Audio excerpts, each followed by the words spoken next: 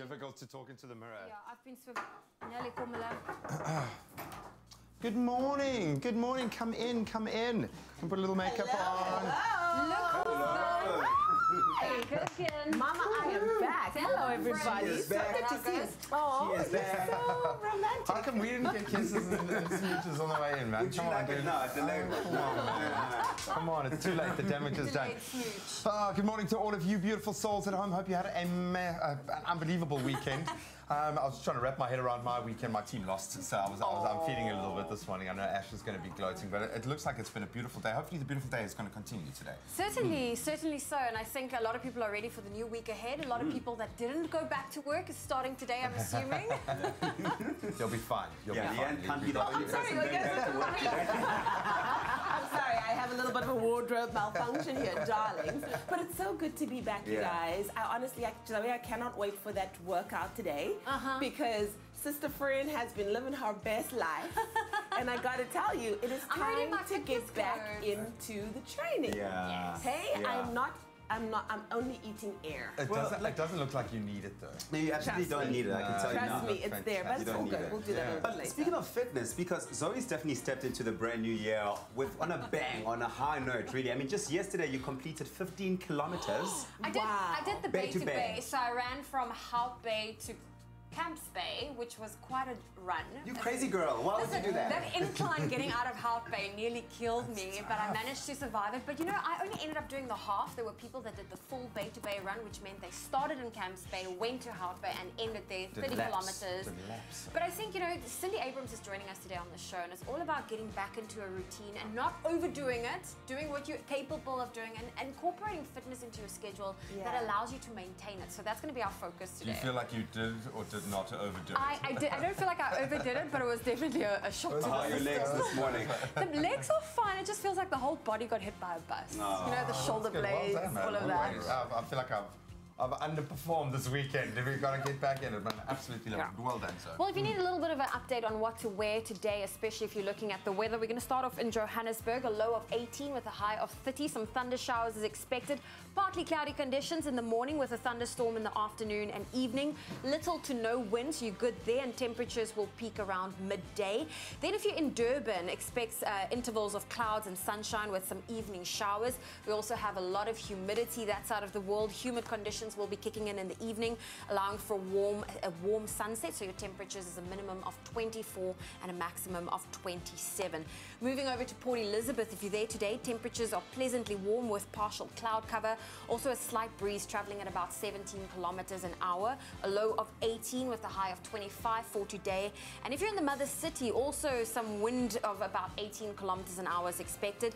Temperatures will reach a maximum of 25 in the afternoon, and the humidity will decrease as the wind picks up, so hold on to those hats. Maybe avoid wearing a dress that might blow up. Hulle noem dit 'n mannetjieswind. Absolutely. We're going to continue on that weekend vibe. I love the fact that the weather is still allowing us to enjoy our beautiful country. But let's bring it back indoors. Read this a really interesting article from the Business Times talking about technology that's obsolete. I'm like one of those that kind of once I like something, I'll cling on to it. You know? And I love my DVD collection. And the bottom line is there are certain technologies that might soon be completely obsolete. If we have to think back to like a floppy disk, that seemed like such a massive thing when it first came out. Now, of course, we know they've been replaced by flash drives. Flash drives might even be on their way out. But we've looked at a couple of technologies that might soon be on that obsolete list. Yeah, and if you're into your movies like I am, hopefully you're not storing them on your floppy disk, because if that's going out, then you're not able to find your movie. But how's this? We all like our movies. We all enjoy our movies. We find different ways of finding the latest movie to enjoy. And we've seen, you know, DVDs be replaced by Blu-ray technology. But this article is coming out now and saying that, well, Blu-ray technology might soon be replaced by streaming sites. We are all moving fast towards watching movies online. I hate to say it, but it probably almost already has. You know, when you think of how much is consumed online, it's almost, I think, a reality already. I don't know if you remember at school, overhead projectors. We used to have a lot of fun kind of drawing things on the head projector so that when the teacher turns it on. Puppets. We know that those are probably well on their way out and being replaced by far, far more efficient, effective technology. But even when I went to Camp Spade Primary School last week, Wednesday, we were looking for a blackboard. You know how the teachers used to write They had that in the classroom, but they also had smart boards, which was digital and was so incredible. So technology is definitely heading in a new direction. Sure, everything is changing so fast. In music as well. So it's not just in movies and in blackboards and in how we store stuff on our computers. Music as well. I mean, we've seen music go from musicians getting stuff on, what are these records? These vinyls, which were replaced by cassettes, which were replaced by CDs. And now we are apparently moving to a space where digital streaming is where it's all going. So your CDs and all of that, you've got to get them converted. If your artists aren't getting their stuff on streaming sites, make sure you store that on your computers because it's getting crazy. And it's just so convenient. I mean, to register yourself for a streaming site, you pay per month. So you're allowed to stream all this music. And the cool thing is you have everything at your fingertips. Whatever you feel like listening to, you can type it in your phone and boom, you have access and to it. It becomes really nostalgic. What I've loved doing is sharing playlists and getting other people's playlists, like finding out which superstars, which sportsmen you like, what they're listening to. Absolutely love that. But you mentioned vinyls there. I like the fact that retro still has a space here. And if you're going to like a music store, any credible music store at the moment, you'll find that these retro vinyl old school record players are coming back in now, obviously with digital components built in. But I love the fact that old school sound, because there's something just unmistakable about the sound of a vinyl now, and that seems to have made a Where do you play it though? At home, I don't know. Where do you find a vinyl player? Unless you will find some of the coolest shops in Cape Town. These really iconic vinyl stores now where you can buy just about anything. So it's a great way if you've got an artist that you love to keep a piece of memorabilia, something that's actual, solid in your hand. Absolutely love that. Well, that's definitely for all the people that are still very much about the experience, because there really is something about the experience of going in and opening that cassette, or not cassette, but vinyl player or CD or even cassette if you like that. Well, listen, we've got more tech news coming through on your Feel Good Breakfast show. Expresso this morning with Brian Smith, keeping you updated so you're not too overwhelmed with all these changes happening. Yeah, and then listen, if we're going to spend some time in the kitchen, I know last week we made black flapjacks. Yeah, it's been interesting. An interesting start. Activated charcoal, it is a big thing. So today, 2019, the cheese tea. So today we are actually whipping up black burgers and black sushi. So I think we're going to be really dipping into the activated charcoal. Very, very cool. But I don't know if you guys saw on the weekend some massive, massive news. Former Miss Universe Demi Lee Nell Peters is now on her way to being a married woman. I mean, she got engaged, to her beautiful, beautiful beau. And he's an American sports star, Tim Tebow. I think that's how you pronounce his surname. Tebow, yes. Tebow. And what was cool is he secretly flew all of her family and friends to the US, where he surprised her with this incredible engagement. But yeah, and he also presented a 7.25 carat diamond ring to her. I mean, that's the way you want to do things. How does she carry that? She's not the biggest girl. I know. If she falls in the ocean, she'll sink to the bottom. But yeah, it's absolutely wonderful. The couple started dating in April 2018 while Demi was living in New York as Miss Universe. And I still remembered I interviewed her, and I still looked at her and I said, "You're not coming back, are you? You are going to find yourself somebody and you're probably going to settle down in the US." And she's like, "Well, I can't say anything right now, but love is on the cards for me." So I'm very, very happy for her. She seems to be on top of the world right now. And it does seem like, I mean, we don't know them, but it does seem like a really good fit. He looks like a great guy, and they're so in love, and it's so beautiful, and it's just romantic, and I'm so happy for her. So it's going to be wonderful. She's a bit of a darling in the US as well, I think. Exactly. I think they love it. Well, she was, I mean, when people started seeing pictures of her and, what's his name, Justin? Tim Tebow. I don't know, everyone guys Justin. Don't get wrong, he's a big guy. He's a big guy, don't get wrong, But I think last year that relationship was the most Googled thing in America at some point. I read an article just yesterday, so that's quite interesting. And when you see their pictures, you know why, because it's definitely one of those couples. It's a hashtag love lives here type of couple. Exactly. Well, also one of South Africa's darlings. I love her so much, but she was involved in a lot of controversy. You were bringing us up to speed with this story. Muesli. Yes, Ganda Queen.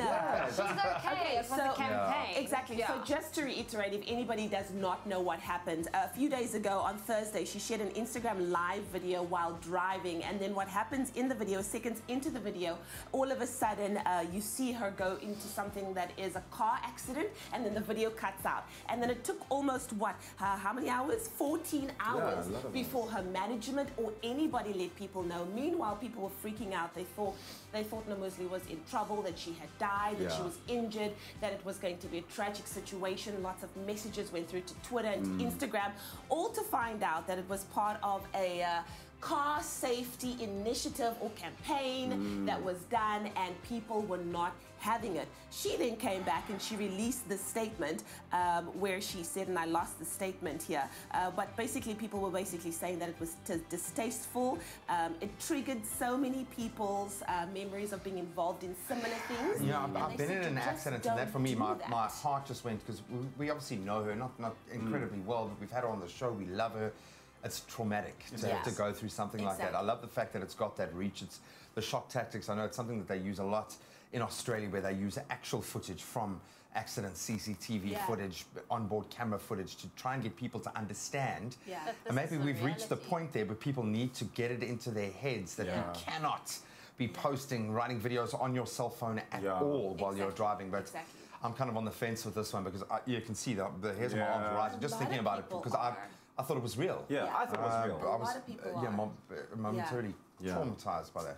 Exactly. Lady Gaga. It seems she's not so Gaga over R. Kelly. R. Kelly is the guy that nobody wants any association with at the moment, because for decades. Let's be honest, for decades now it should have happened, but now we're seeing so many people just going, actually we're distancing ourselves from this guy. So what she's done is that she has taken all of the collaborations she's had in the past with R. Kelly right off the streaming sites. So she's had a song with R. Kelly in the past. It's all, hey,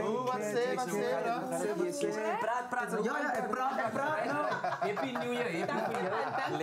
So the music, R. Kelly's music is were collaborations with Lady Gaga. It's all off the streaming sites, right? Because it's obviously a scandalous time for R. Kelly, and actually the Chocolate Factory was dirty. Yes, the Chocolate Factory was dirty. So the song "Do What You Want with My Buddy" was removed after she tweeted her apology for working with R. Kelly, who's been accused of sexual misconduct by multiple women. So she wrote on Twitter saying, "I stand behind these women 1000%. I believe them. Know they are suffering and in pain, and I feel strongly that their voices should be heard and taken seriously. What I'm hearing about the allegations against R. Kelly is absolutely horrifying and indefensible. As a victim of sexual assault myself, I made both the songs and video at a dark time in my life. My intention was to create something extremely defiant and provocative, because I was angry and I still hadn't processed the trauma that had occurred in my own life." So if and when we have more time, I would like to unpack what's happened with this, because I feel like to say this now, R. Kelly's always had this cloud hanging over his head. It's not new. So now that it's actually all blowing up, now we quickly want to, just put out the statement. But this is always it more PR, or is it real? Do you know what I'm saying? Trying to cover my back and make sure that backlash doesn't come after me. I don't know. I'm just saying. Oh, we were a million miles away, so we'll try not to judge, man. Do we have You walked into a little maelstrom here. It was all positive. We were talking about burgers and weather, and it was all lovely, man. I heard the good stuff, and then I walk in and there's like dark clouds and storms. Well, Ewan's on news duty, so who's going to do our quote for the day? I feel like that's a do the quote. I shall do the quote for the day. You do the quote. We're going to do it first, and then we've got to guess who it's. It is not from spiritual intelligence, but it says... Or helmet intelligence for that matter. It says, "I refuse to accept other people's ideas of happiness for me, as if there's one-size-fits-all standard for happiness." And that's from? It's quite acid. Well, give that to us again. I refuse to accept other people's ideas of happiness for me. Wow. As if there's one-size-fits-all standard for happiness. Sure, that's deep. Who that is, Harper? It's the one and only Kanye West, guys. Could you not sense the acidity in the tone? There was like a little, Okay. Do you kind of agree with that, though? Yeah. I agree with that. Yeah. But if you isolate it, it makes sense, but put it with a whole other Kanye string of sayings. Kanye monologue. Do you think that came at the beginning or the end of a monologue? No, it's completely true. We're constantly striving to fit someone else's idea of Instagram happiness, what beauty is, what life is, according to what the rest of the world are saying. It's up to you to find what makes you happy, man. I love that. Well done, Kanye. Well done, Kanye. I wasn't That's the sure one for a thing bit. that I actually Who do agree you think was the with. last person that said that? Well done, Kanye. Oh, the generals here. Oh, well done, Kanye. Hello, baby. There were no hugs for us. There were no. Do you know what I mean? Thank you. What are you Our doing? hands are being held. What's going on? I love you guys. He feels the love. There was no love. There was no love in this. What's going South on? Africa, are you ready? Are you ready? Yeah, we are ready. Why you? What's going on? Let go. Oh my gosh, I need to go. That was so dramatic. Song ringing in my ears, oh well. I tune into my TV show. No better way, I gotta get myself into gear. Let's go. Oh, and I feel good today. With my wake up in the morning espresso. I feel good today. It's my feel good breakfast show. And here we go, officially with your Monday morning. Good morning and very welcome from my side as well. Hope we have a beautiful Monday together. Let's kick it off with your news headlines first and foremost. Starting off with your national news, mopping up operations continued in the Western Cape yesterday, where wildfires in the coastal Overstrand region have left 31 houses gutted. Officials have appealed to the public to keep roads clear for emergency vehicles. And the strike by students at the University of South Africa that began on 7 January has been called off with immediate effect following talks between university management and the Student Representative Council. Making international news headlines this morning, the Southern African Development Community is of the opinion that the Democratic Republic of the Congo should consider a government of national unity after its recent disputed presidential election. And a senior member of the Saudi royal family has warned against a U.S. troop withdrawal from Syria. Prince Turki Al Faisal said it would have a negative impact, further entrenching Iran, Russia and the rule of President Bashar al-Assad. And finally, a real-life love story with a Hollywood slant to it. Jessica Shea of Ohio in America had a daughter, Alice, in 2005. This after she and her wife had chosen the sperm donor profile of an anonymous man to become pregnant. During 2018, when the couple had split up, daughter Alice connected with her biological father, Aaron Long, after exploring the relevant DNA testing site. Soon afterwards, mom Jessica and Aaron met up and, wait for it, immediately fell in love. The rest is, as they say, history. Jessica and Alice presently live with Aaron and his 2 kids and his mother. Eat your heart out, Hollywood. And with that feel-good story, we leave you news headlines for now. We'll expand on those stories at the top of the hour.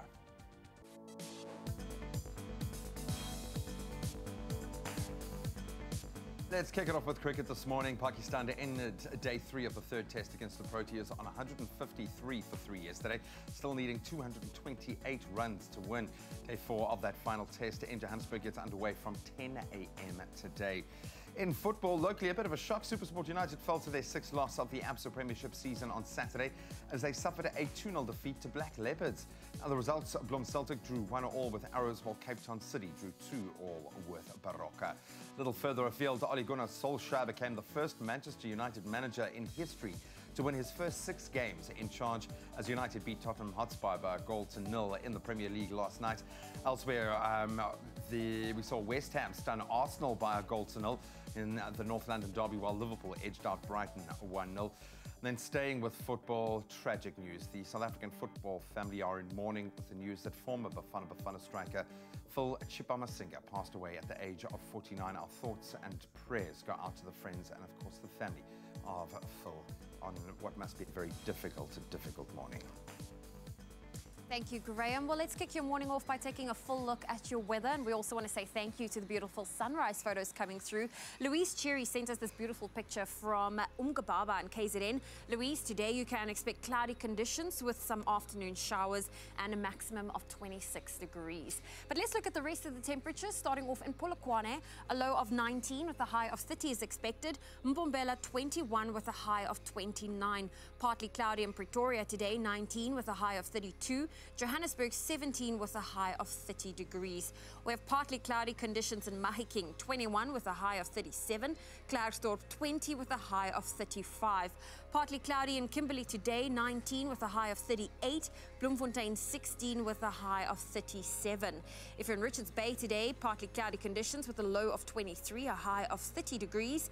Pietermaritzburg 20 with a high of 31. Durban 24, 28, Mthatha 18 with a high of 30, East London partly cloudy 19 with a high of 26, sunny conditions for Cradock today with a high of 37, Port Elizabeth 18, 25, George 15 with a high of 22, partly cloudy conditions in Sutherland 10 with a high of 27, Cape Town 15 reaching a high of 22. If you're in Worcester today, some partly cloudy conditions, a low of 11 with a high of 31 can be expected, Springbok 13 reaching a high of 30 and sunny conditions for Uppington, a low of 20 with a high of 38 degrees Celsius. We'll have another weather update for you shortly, but if you have a beautiful sunrise photo you'd love to share with us, feel free to do so on the Expresso Facebook page. Well, I was just asking Tavisa, do blondes really have more fun? And he's like, no, not necessarily. Oh, you should know the amount of fun we have. I'll give you some tips, darling. Yes. Anyway, still to come on your Feel Good Breakfast Show, we need to get into some fitness, y'all, because it's the beginning of the year, and we're talking about how to uncomplicate your fitness regime. That's right. And then we do a bit of a sports chat, chatting the Proteas versus Pakistan coming up after the break. Stay tuned. So as a blonde, the first thing you do, right, is you've got to make sure that you just be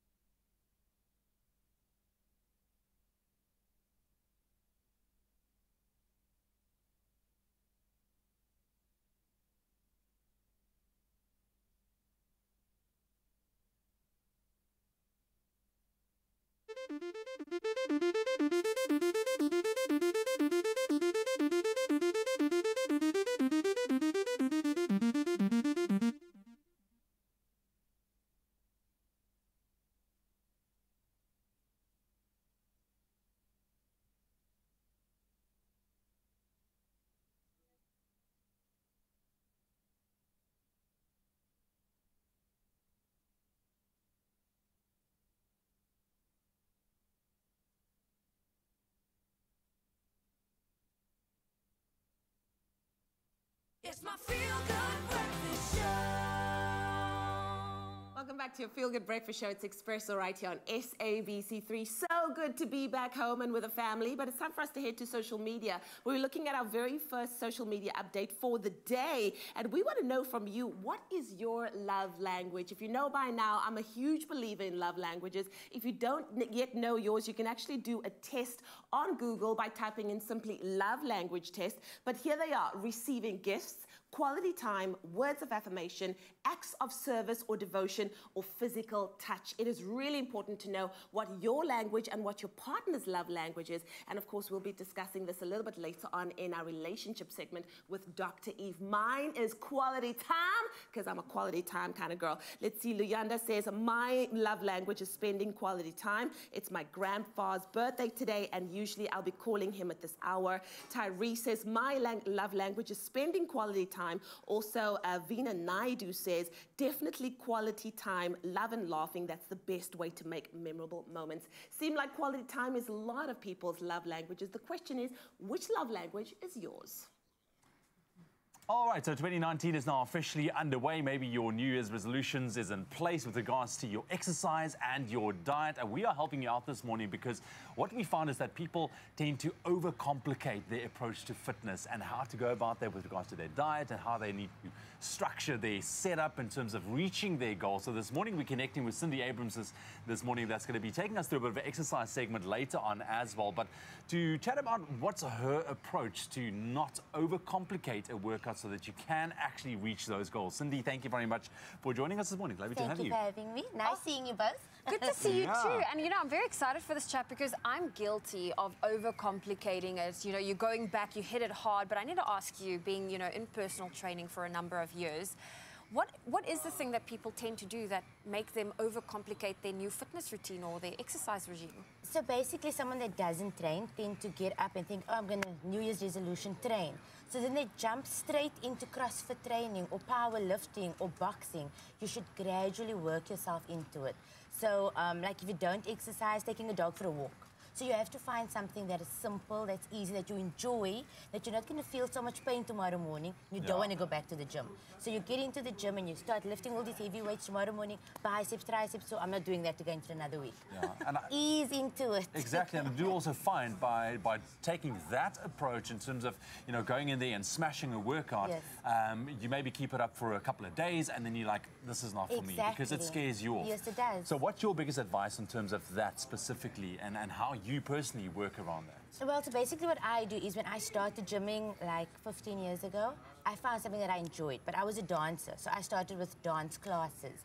Then I started getting onto a treadmill, then cycling, then lifting the weights. So everything has to be at your own pace. So don't just rush into it. Yeah. So just go slow. Yoga, start by yoga. Bikram yoga, Pilates, those types of things. Abs, anything. Yeah, and I can vouch for that in terms of the flexibility, because I think a lot of people have a lot of aches and pains, and if you're going to go to the gym, you know, it might aggravate it. So getting your body supple is a great way to start off with. It also causes imbalances. Exactly. So you're running too much and then you don't have a balance between the abs, the legs, you're not strengthening your core, you're not strengthening your ankles. Yeah. Well, in terms of keeping things simple, I know that Instagram has become that platform where people do crazy things in their little videos. And people forget that those videos are edited. They didn't do all of those reps just like that. But your best advice for someone that, you know, tend to overcomplicate things, what's the best way for them to keep it simple? So basically, overcomplicating it is when you do a burpee onto a box and you go onto another thing and your legs are doing all these crazy things in the air. Don't do that. Just do a normal push-up. Just do a normal squat using your body weight. Don't jump onto the boxes yet. Don't try and do monkey bars and pull-ups. You're not there yet. Work your way up to a triple backflip off the box. Sit on a chair, work your triceps. Listen, also running, of course, cardio is a very good way of becoming fit and to strengthen your body from the inside out. If somebody wants to maybe hit the road and start running, maybe that's not a runner, like you've said, that has those imbalances, what's your advice in terms of how to start? Running actually starts by walking. So you walk, then you power walk, then you jog, then you start sprinting. You don't just run out by the door and do a 5-kilometer run. So running is also about breathing. There's certain techniques that you use in breathing. So power walking is, like a lot of people say, no, I don't do that because it looks funny because your hips is going. But it's actually, it helps you on the road because you basically need to sit down in your hips when you're doing those marathons and when you're doing those runs. So don't just start sprinting because you can get shin splints, because it's, some people run on the ball, others run heel-toe. So you first need to find the correct balance, what works for you, what shoes to wear. There's a lot of things to take into account. And as always, consistency is key. Whatever you decide to do, take it slow, but make it consistent. Start around the block. Just go around the block. Well, we're going to start off with the basics, and we're going to keep it simple. Cindy's not going anywhere, so stay tuned to Feel Good Breakfast Show, because in a little bit, we're going to be doing a little simple workout. Simple workout, no weights, no going down into the floor. You can do it in your kitchen or at your office. Okay, well, stay tuned. Go get your gym clothing, because we're coming back in a little bit.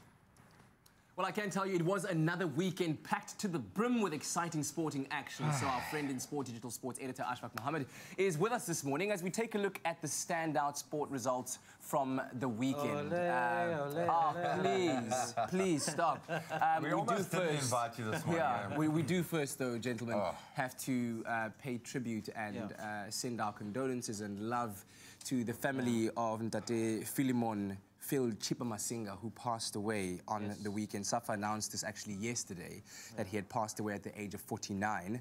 And, of course, he was reportedly hospitalized multiple times in December. And as I heard this morning as well, that it was due to cancer, a long fight and struggle, battle with cancer. Such a sad day in South African football. Absolutely. Especially Chipper, one of our heroes, we'll never forget the goal he scored from distance, was a pile driver to qualify Bafana for the 98 World Cup, you know. Packed FNB Stadium, capacity crowd, and we'll forever remember him for that. But there's so much more to him than that. I mean, he went to Leeds United with Lucas Radebe. Yeah. You know, so making history, or one of the first South Africans to play overseas, particularly in the English Premier League. He's in action. Man. And Kate, he scored a brace against Arsenal in one game. I just want to remind you about that.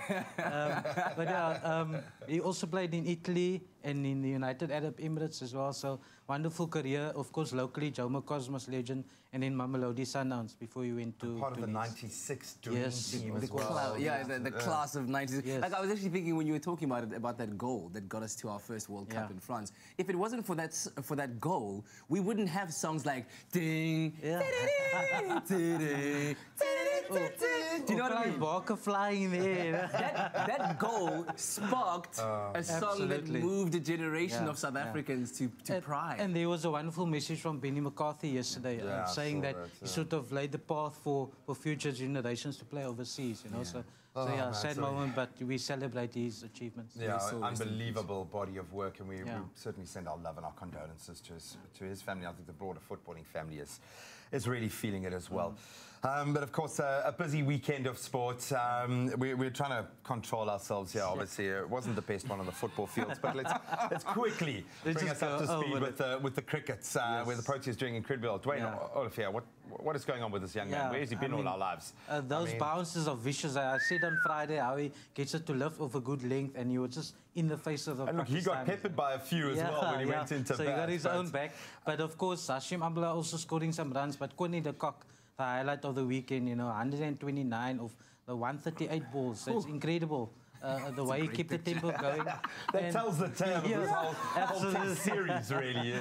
The way he was able to bat with the tail, you know, to get through to the 100, it meant a lot to him. I think it's 2 years since he last scored a test. But that's often his drama, is that he's got to go in and save the day with the tail. You know, people look at the low number of centuries, but it's often because of this factor that he's there with. Yeah? That's why he's got so many 50s, you know, because he gets out trying to go for runs, quick runs at the end. But this time he pulled it through. A huge celebration there. He normally doesn't show much emotion, but this time he let it out because it was a good one. Of course, Dale Steyn also going further up the ladder of most test wickets. He's now joined 8th with Rangana Hera. So he went past yesterday, Richard Hadley, Sir Richard Hadley from New Zealand. So he's on 433. Because the next big one is 450 and then hopefully 500. So go Dale Steyn. Yeah, still going strong. Wow. How exciting to say that we're living in a time where these records are being broken. We get to see these players. We get to talk to these players. We get to actually see this Manchester United beat Tottenham Hotspur. That's the era that we live in right now. We're going to talk footy in our next segment. Solskjaer. What have you done? Ollie babes. Let's get some fitness in, I think. Let's get the blood pressure a little bit higher. Well, we are definitely kicking it off with some fitness. Cindy Abrams with us in studio. And just a little bit ago, we were talking about keeping our fitness routine simple, kicking the year off on a gentle pace. Yes. And I feel like I did not do that starting 2019 off. So I'm a little bit on the stiff side today because I jumped into a 15-kilometer race with not really preparing for it. But Cindy, today you are helping us to keep our exercise routine simple. Yes. Going back to basics. Yes. Yes. Basic is always easy. Don't overcomplicate your life. You can do this at home, in your office, outside in the garage, in the garden, anywhere. Well, if you can, join us this morning. So how about I encourage you to get off the couch and join us this morning. Cindy, what's the first thing we're going to get into? So the first thing is going to warm up. So you're going to just start by lifting the knees. There we go. Don't drop your palms. Keep your palms up and bring the knee towards the palm. Bring the knee up. There we go. Just to get the heart rate up. Then you're going to start by lifting up your arms, bringing them down, lift up. Now you want to pull in the abs. Take the shoulders all the way to the back and up. Now, you're going to keep your hands behind your head. You're going to squeeze. Work the abs. I think you should remember this from Jane Fonda. Okay. There we go. So you're going 5, 4, 3, 2, 1. Now change side. Squeeze. There we go. Keep going. Want to stay balanced. Activate the core. There we go. Abs feeling warm? Yes. And now, if you don't have balance, you can hold onto a counter. So you're going to lift your leg up, point the toes up, activate the quads. So you're going to squeeze and pulse. There we go. I see what you mean. This is To something make it simplistic. harder, point your toes. And then pulse. Something you can do in the comfort of your own home. Yes, no Great for weights, people no that's on the go, nothing. traveling and always using, oh, I was traveling as an excuse. There So we you're go. going 5, 4, 3, 2, 1. Can you feel the heat? Yes, I'm feeling the burn in the quads. It activates immediately. So you're going to stand, heel, toes facing up, and squeeze. There we go. Squeezing the abs, squeezing the quads, focusing on your balance. Yes. Now, There we go. point the toe and lift. Okay, well, if you've just tuned into your Feel Good Breakfast show, Cindy Abrams is with us in studio this morning, showing how we can keep our fitness routine simplistic, going back to basics as we kick off the brand new year. Cindy's going to be back with round 2 of a little bit of fitness on your Feel Good Breakfast show. And while we get into our squats, we're going to take the quickest of ad breaks, so don't go anywhere. We'll see you in just a bit. There we go. Squeeze and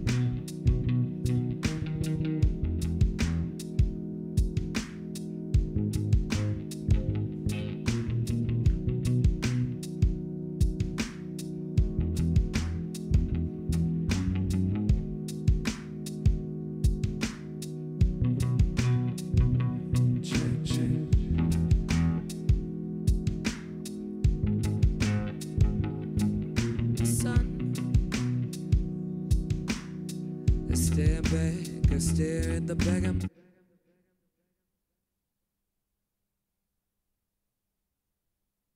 It's my Feel Good Breakfast Show. Welcome back to your Feel Good Breakfast Show, man. Okay, the tears are about to flow, at least for me and Graham, as we reflect quickly on the sporting weekend. The English Premier League, action-packed as always, delivered. And the results...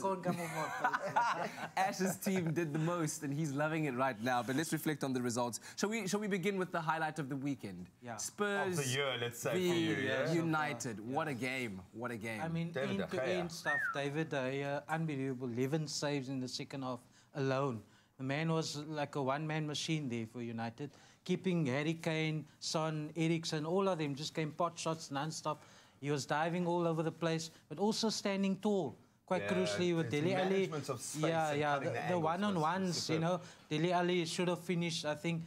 He just stood tall and blocked it with his feet. So Yeah. that takes some doing. I think now he justifies his selection in the team of the year on FIFA 19. He's the man. And honestly, it looked like the David De Gea of last season, of, Yes. of seasons past, where he's kept, Man U in the game. Let's take nothing away though from as defensively as they played in that second half. The attacking open play in the first half was superb. No, they really that went pass from Paul Pogba. I mean, that's a World Cup winner, you know, the way United won that ball back, and he just looked up and saw Rashford going, and he curled it into his spot, almost like a David Beckham free kick, the way that ball You were saying spun that was on an the grass, R2, you that know. was an R2 through ball. The through ball and just there. Yes. Oh, man. So, and for Rashford to finish from that angle, really tight angle, you would think Hugo Lloris would keep that out. But he managed it with a side foot and just got the goal. So what does this mean in the broader prospects? Dare I ask, does this mean the title chase is all but impossible for Spurs now? Probably, you know, I think mentally they would have taken a huge blow from this defeat. At home, Pochettino versus Solskjaer, that whole manager kind of battle as well. Kane Very getting depleted injured. squad. Yeah, and now they're gonna lose Son as well to the Asia Cup. So that's another blow. So, you know, Pochettino now, I don't know. They've got no signings. It's a test of character. They've got time, transfer window perhaps, to get a 1 or 2 players. You know, Any rumours you might have heard of?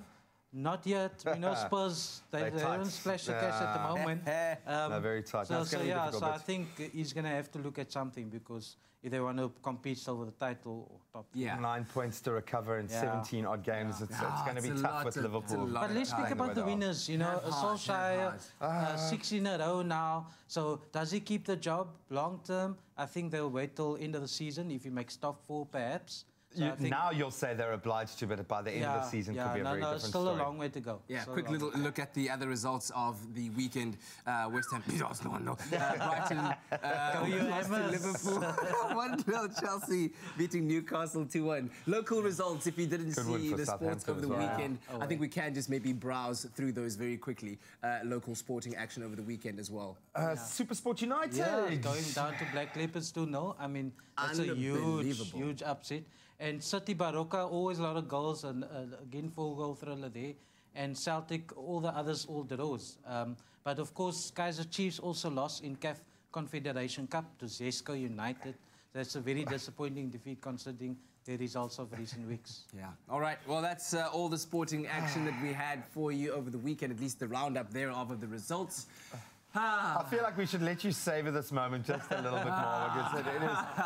I won't try to lay again. Yeah, I wish I could find fault, but the team was absolutely amazing. But I think we talk about the long-term prospects of Spurs and how this might have dented them. For the long-term prospects of Man United, a great step forward. So well done, dude. I'm glad your team is back on track. Their defense is still a bit shaky. They can't always rely on that. Listen, link up with us on our social media platforms and let us know which was your highlight of the past weekend's sporting action. All right, so last week on the Culinary Hotline, we spoke about interesting trends that we've seen in 2018 and 2019, and we decided we're going to actually help you make some of those trends, i.e. black food. Oh, yes. Things that's been made from activated charcoal and squid ink-coloured burgers and things which we're actually making right now. We are making these black burgers, which are absolutely on trend, and we're going to show you how to make the bun first and then put together the burger. Chef Tash with us. Happy 2019, my love. New Year. Nice to see you. It's so exciting to be back. I know. So we are all back in full swing, and we are doing the things that we need to do, i.e. making these black burgers. So this is interesting. Squid ink has always been a rather weird concept for me to think about using in food. Black food is associated with all things not too good. But now we are transitioning into very exciting times. Black food, black ice cream, black plates. As you can see, we've got slate here. Black pasta. It's beautiful. Look, it looks cool. It does. We're going to give it that. So how do we get our bun to look like that? All right, here we go. We've got flour, which is all-purpose flour, and we've got salt, we've got yeast, we've got squid ink, and we've got oil. Which you get where? Squid ink. Squid ink is from squid. Yeah, but where do you get it calamari. from? If you wanna... It's the inside. It's not an ink really.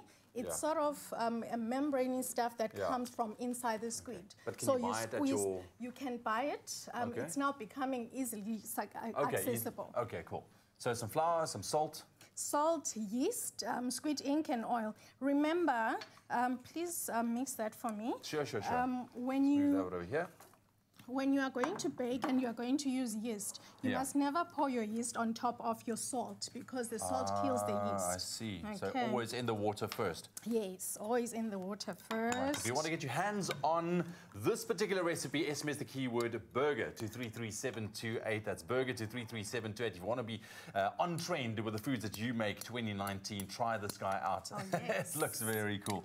So we are going to put the squid ink into the water before we put it in there, because we want it to mix nicely within the water so that it's incorporated nicely. Okay. Yeah. And that is not going to like change the taste? It doesn't change the taste, it changes the color. It changes the color. And there you can see already what it is doing. When you're baking, always wet ingredients, with the wet ingredients, and then you incorporate with the flour and everything else. Right. So we are going to put this in here. So that's also going in there. So all of the wet ingredients together. Right. Okay. Now this I got to see. Whisk. So you can see that color coming together very nicely. And it's as easy as that? As easy as that. We are just going to create a little hole in there, in the middle. Look at you multitasking. Women. There we go. There we go. Can you see it's changing already? So depending on how dark you want your flour to become, then you will reduce or increase the squid ink. The squid ink, okay. Yes. Your keyword is burger. SMS that to 33728. That's burger to 33728 if you want to get your hands on this recipe. I think it's a fantastic way to try something different. I personally have never made something like a black burger bun in my life before, but I think now I can tick that one off. And we're going to be showing you how to make and put together the actual burger in just a little bit. But for now, SMS the keyword burger to 33728. Chef Tash will be back in just a little bit. And look at that. It's coming along very nicely. The color is developing, and we are going to get to our black bun very quickly. So that's your dough, and then you just kind of treat that as any other bread. Any other bread, and the olive oil actually makes the bun itself nice because it doesn't rise as much. Okay. So when you put oil in anything, it doesn't rise as much. You see now. So there we have it. We're going to make those burgers. We're going to finish them in just a bit. The keyword is burger. SMS that to 33728.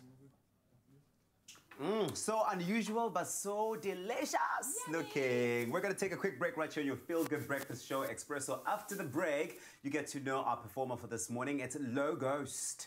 Exactly, and still to come on your Feel Good Breakfast Show, we're heading back into the kitchen where, just as Ewan says, we're going to put that delicious black burger together with a beautiful onion marmalade. All that more coming up on your Feel Good Breakfast Show. Oh, you can make my day.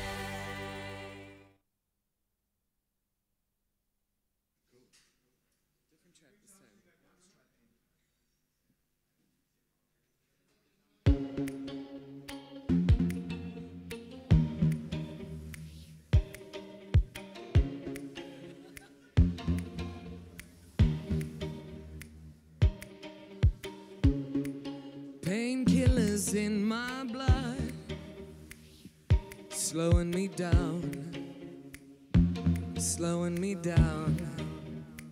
so I don't rush into love, into the dark, loud place in the back of my mind where my pain thumps up against the baseline.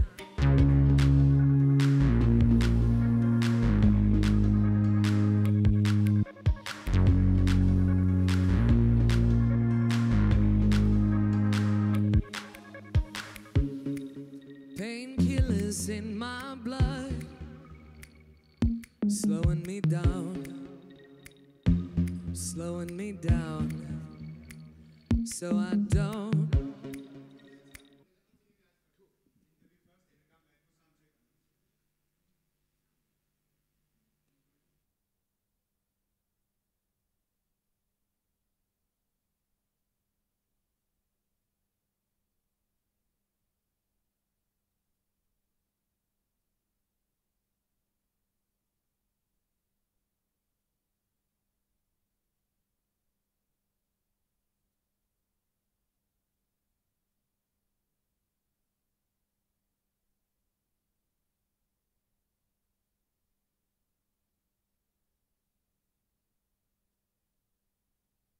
Give it a go. How can they hate someone they don't even...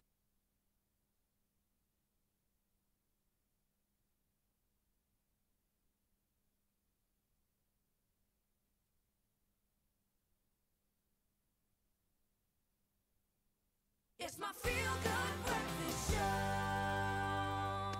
Yes, it is indeed bright and early on a Monday morning. Thanks for joining us on your Feel Good Breakfast Show. And it's great now that we get to know our guest artist for this morning, a group that call themselves Aloa Ghosts are in the studio, ladies and gentlemen. Yes, yes. Neighbors, Aloa Ghosts is here. Great to have you guys here. Thank you so much. And thanks for rising so early to join us, man. Absolute pleasure. Much appreciated, much appreciated. So Aloa Ghosts, 2016, mid-2016 is where your journey started, and you released a very successful and impactful, thank you very much, Sis Princess, video called Ghost in a Blood Machine. That's right. Tell me about that and how that was influenced musically and how your journey has grown since. Well, that was our first music video, one of the first songs we put together as a group.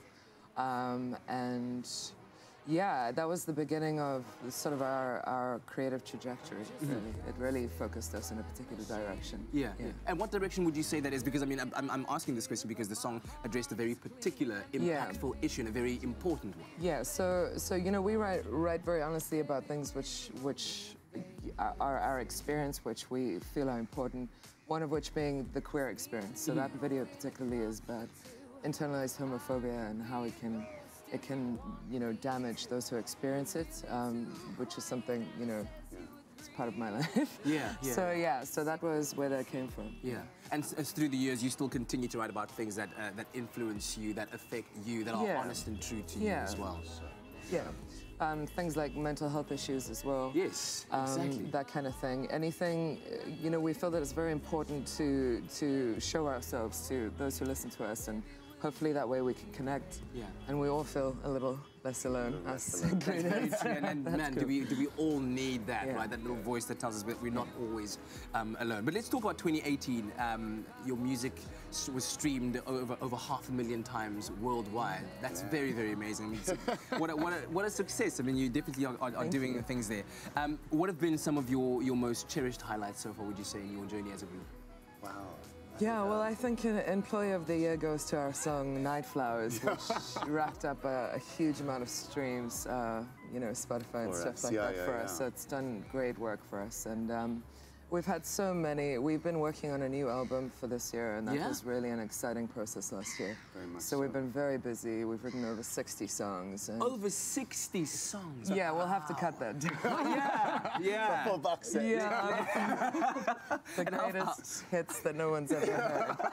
How far are you guys in that process right now? Because I mean, obviously fans would like it. Yeah, we're close. We've whittled it down to a nice short list. Yeah, we're working furiously on it and sort of having the time of our lives doing so. And it's been a wonderful experience. That must be such a challenge though. How do you choose? I mean, you break it from 60 songs down to a 12? Yeah, we've cut down to about 20 at the moment. We still have some... We're losing sleep. Yeah, we're losing sleep.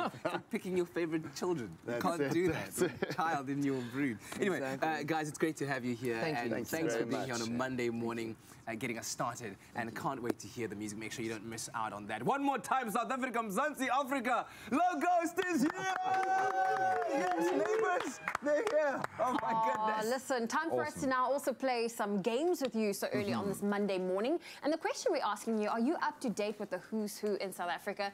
And you know what, also those who've been making the news lately. So it is our regular Guess Who game. And what we're going to do is we have a couple of clues and a picture that has been blurred out. So you need to guess who is this morning's mystery person. We're going to give you a couple of clues that are going to make it actually far too easy. He is a former Springbok player and iconic captain, born on the 2nd of February, 1967. Please don't Google this. Just try and get the answer before you Google.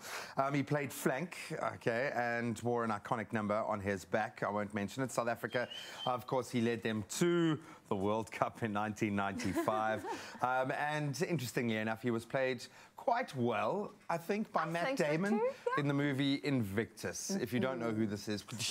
And you love certain chips, you'll also know who the man is. So head on over to our social media platforms at Expresso Show. Let us know who's our mystery person this morning. Use that hashtag Expresso Show. All right, jumping back into the kitchen right now with the lovely chef Tash. We're talking about on-trend foods for 2019, and black food has definitely been taking the world on Instagram as well by storm. We've shown you how to make this beautiful black burger bun, and now we're going to put it together with a delicious onion marmalade. Chef Tash, it looks amazing. I think it gives new meaning with feasting with your eyes. Definitely, you know what I'm saying? Definitely. Food is on trend. We eat with our eyes first, so everything needs to look... That is the balsamic. We start with the oil. With oil, okay, all good, all good, all good. Add a bit of extra flavor in there. Yes.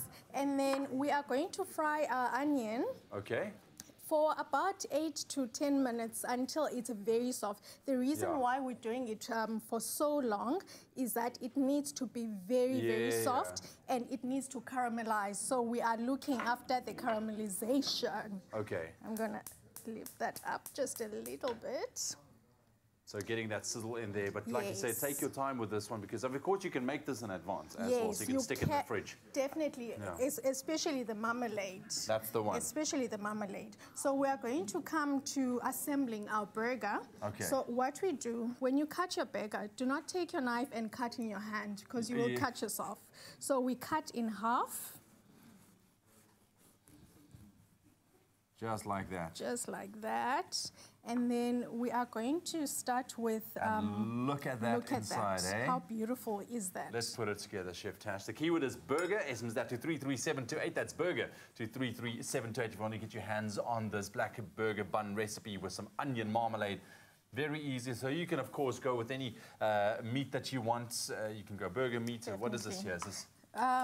looks like a chicken patty as well. It looks like a chicken patty. It's beef. It's a beef patty, but you can do chicken. You can do anything that you want. Let's do the marmalade first. Yes, smother it. And it's on trend because the marmalade is also a little bit dark, so you want to offset your colors. And whatever other color you put in there, it pops.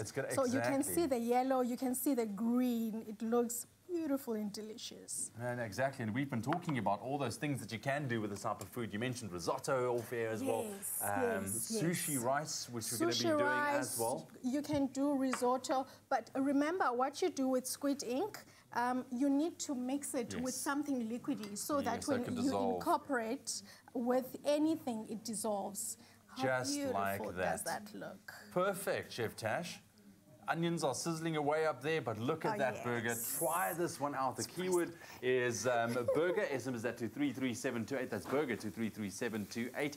But definitely something that should be on your 2019 menu. Yes, Chef Tash, definitely. thank you very much. We'll see you in just a little bit. That keyword, once again, burger to 33728. Check it out on our website, expressoshow.com. All right, so we're going to be taking a very quick break on your Monday morning. Watch on your Feel Good Breakfast Show. Stick around.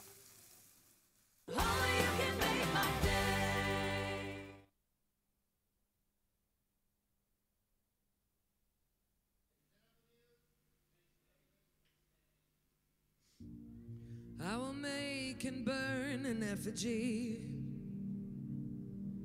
of everything I loved and used to be.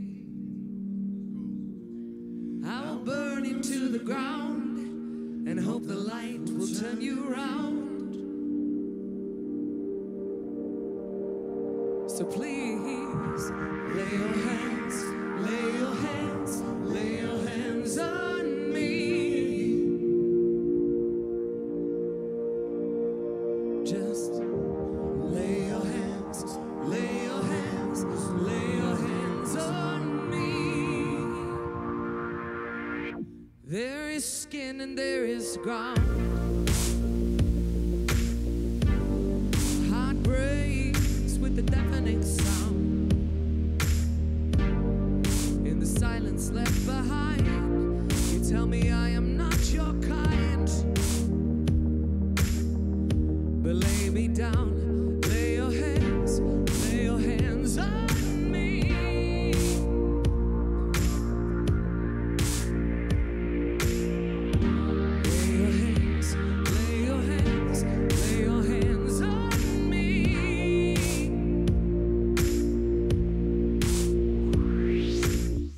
My ribcage strains against my skin, tries to contain what it's been holding in.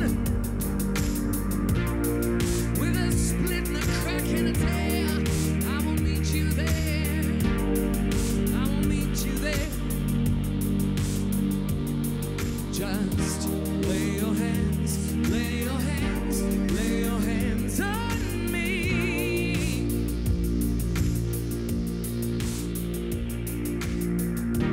Lay your hands, lay your hands, lay your hands on me. Lay your hands on me. Lay your hands on me. Lay your hands, lay your hands. Thank you.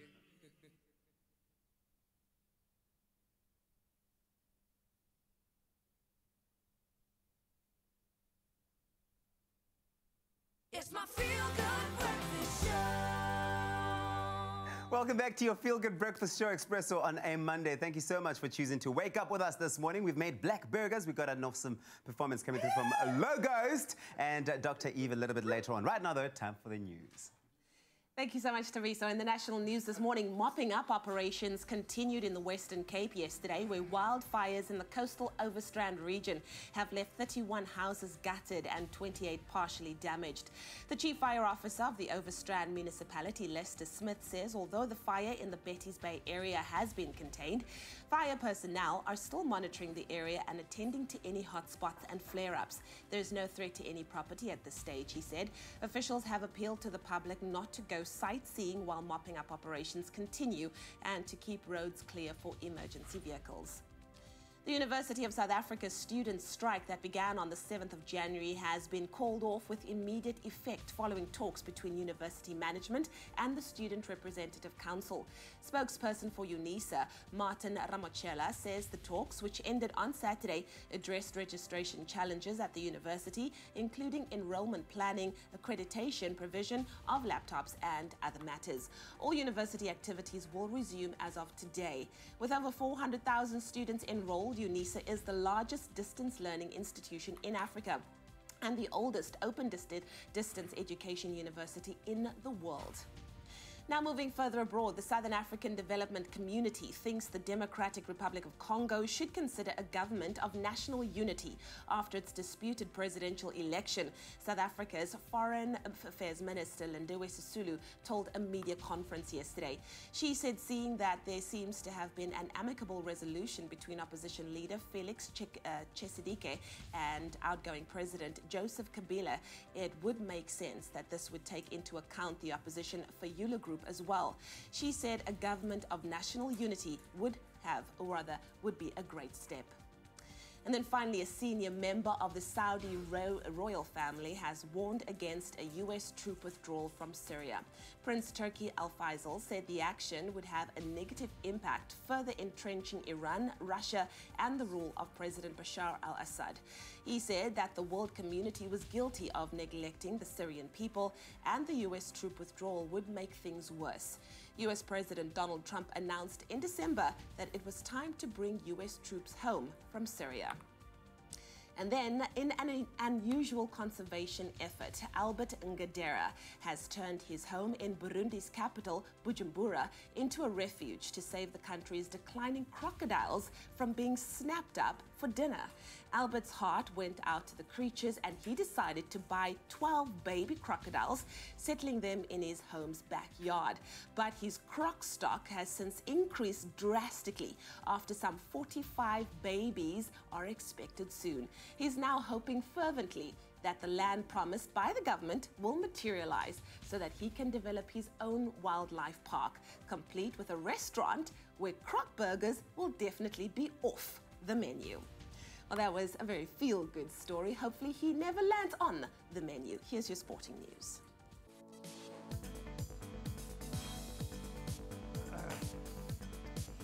Our entree on our sporting menu this morning. Let's cricket first. Pakistan ended day 3 of the third test against the Proteas on 153 for 3 yesterday, still needing 228 runs to win.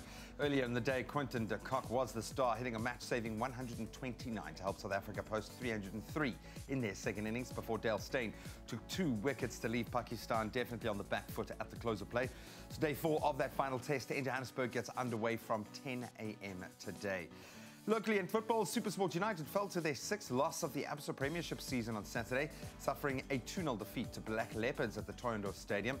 Musonda Mwape scoring a brace in the second half to seal the win. That sees Leopards now move up to 11th on the log, while SuperSport dropped down to 8th. Other results, Bloem Celtic drew 1-1 with Arrows. Cape Town City drew 2-2 with Baroka, while AmaZulu's clash with Highlands ended goalless. A little further afield, Ole Gunnar Solskjaer became the first Manchester United manager in history to win his first 6 games in charge as United beat Tottenham Hotspur by a 1-0 in the Premier League last night. After Marcus Rashford put United ahead with a brilliant strike in the 44th minute, it was David De Gea's turn to shine as the man of the match made 11 saves as United hung on to that victory. Elsewhere, in another London derby, West Ham stunned Arsenal by a 0-0. Chelsea beat Newcastle 2-1, while Liverpool, they edged out Brighton 1-0. Then we round off with tragic news on the football front. The South African footballing fraternity are in mourning with the news that former Bafana striker Phil Masinga passed away at the age of 49. The 1996 AFCON winner established himself undoubtedly as a legend of the South African game, scoring 18 goals in 58 appearances for Bafana, including that all-important goal that booked South Africa's place in their first ever World Cup in France, 1998. From everyone at Expresso, our thoughts and our prayers go out to, of course, his friends and definitely family of Phil Chipper Masinga.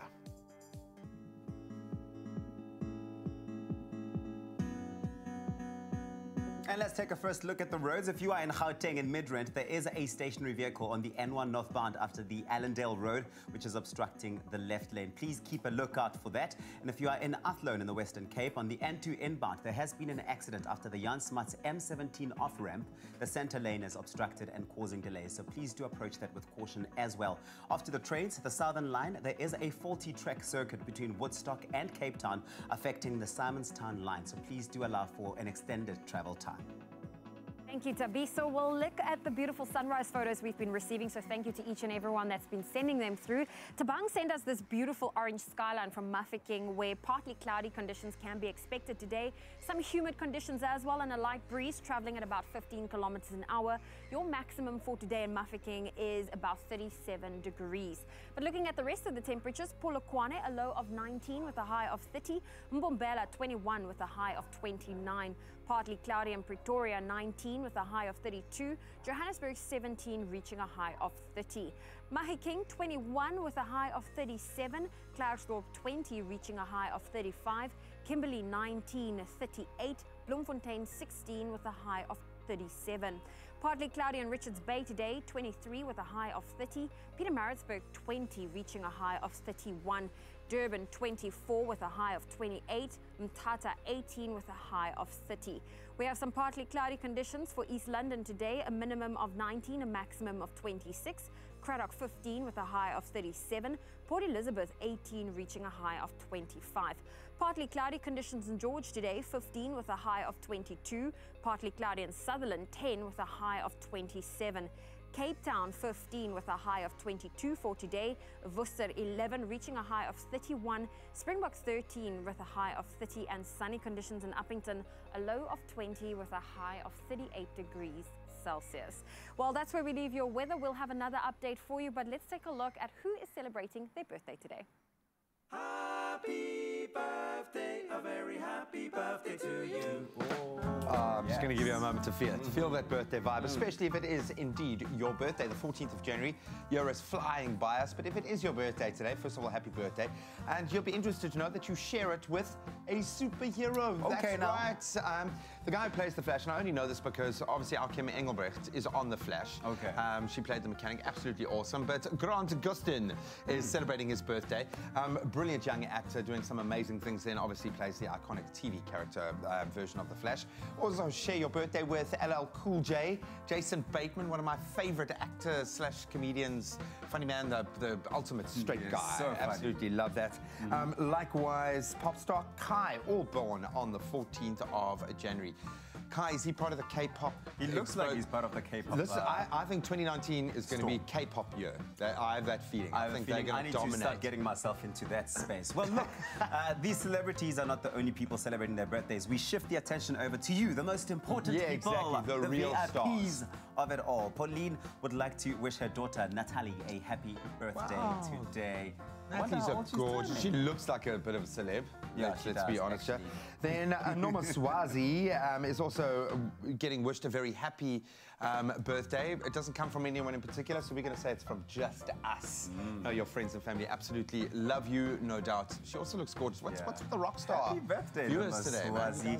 And Sam is turning 26 today. We'd like to wish her a very happy birthday. Sam, happy birthday. Yeah, and then finally, Jerome would like to wish his daughter, Tanisha, a very, very happy birthday. She celebrated her 13th birthday on Saturday, the 12th of January. So happy birthday to all of you. If you'd like us to celebrate celebrate on your behalf, or maybe along with someone that you love, please send us your birthday wishes and, of course, a beautiful picture. That's right. While T and I fight over this cake, you can send it to birthdays@cordova.co. Not letting you do that. Rather, Cordova.tv. That was quick, dude. That almost, there was an air of desperation there. I could tell there's a fight coming. Well, let's celebrate the start of this day, including your birthday, with some live music. Aloa Ghosts are our guest artists this morning, and here they are, a song called Night Flowers.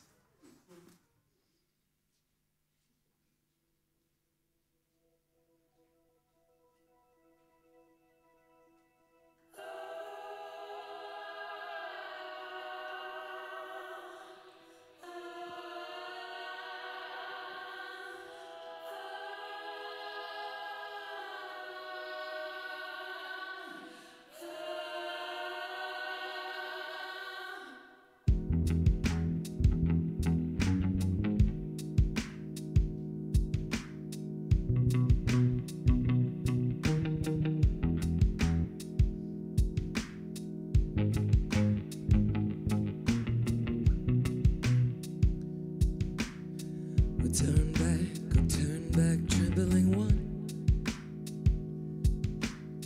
There's no air, no one's there to witness what you have done. The night flowers are powers that deny the sun. I stare back, I stare at the back of my hands. My fingers are swollen from clenching my fists. I stretch out my back, my neck and my wrists. There's blood in my body and it sounds like this.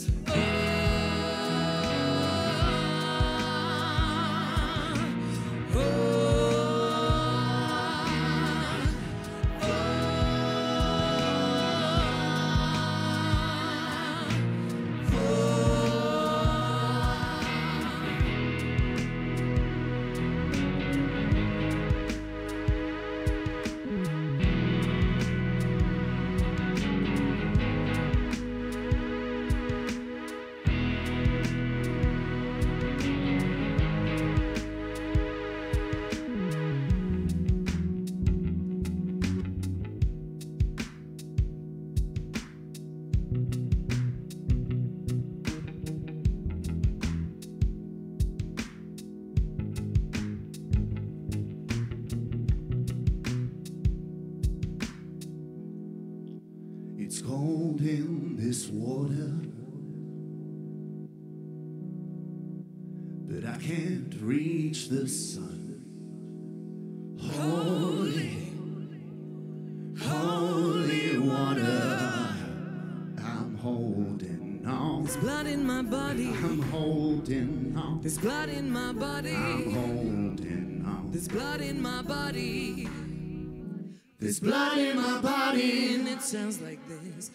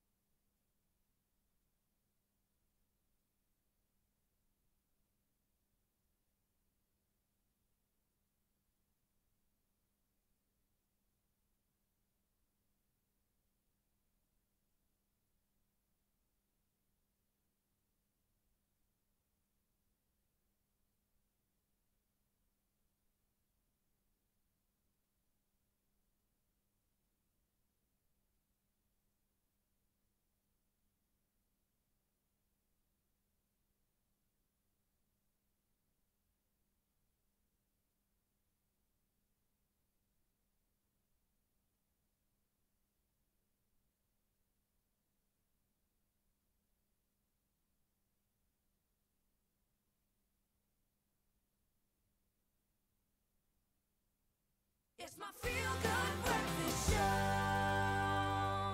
Welcome back. You're tuning to your Feel Good Breakfast Show Expresso right here on SABC3. So good to be hanging out with you on your Monday morning. Thank you very much for tuning in. Before we continue with anything else, let's quickly log onto social media and you take a look at this beautiful blurry picture. Not knowing who that is at this stage, but we gave you a couple of clues. We played the game earlier on. We said this is a former Springbok player who not only lifted the 1995 World Cup trophy, but was also often seen in a certain potato crisp advert. Can you guess who? I think it's very easy to start off your Monday with. Let's see what you guys say. The correct answer is, of course, Francois Pienaar. There we have Mari Roux got it right. We also have Ruwan Titus. Good morning. The great Francois Pienaar. Yes. Hendrik Janssen van Rezer, you got it right. Elizabeth Ann saying Francois Pienaar. Yeah, you are absolutely right. Elizabeth, thank you very much.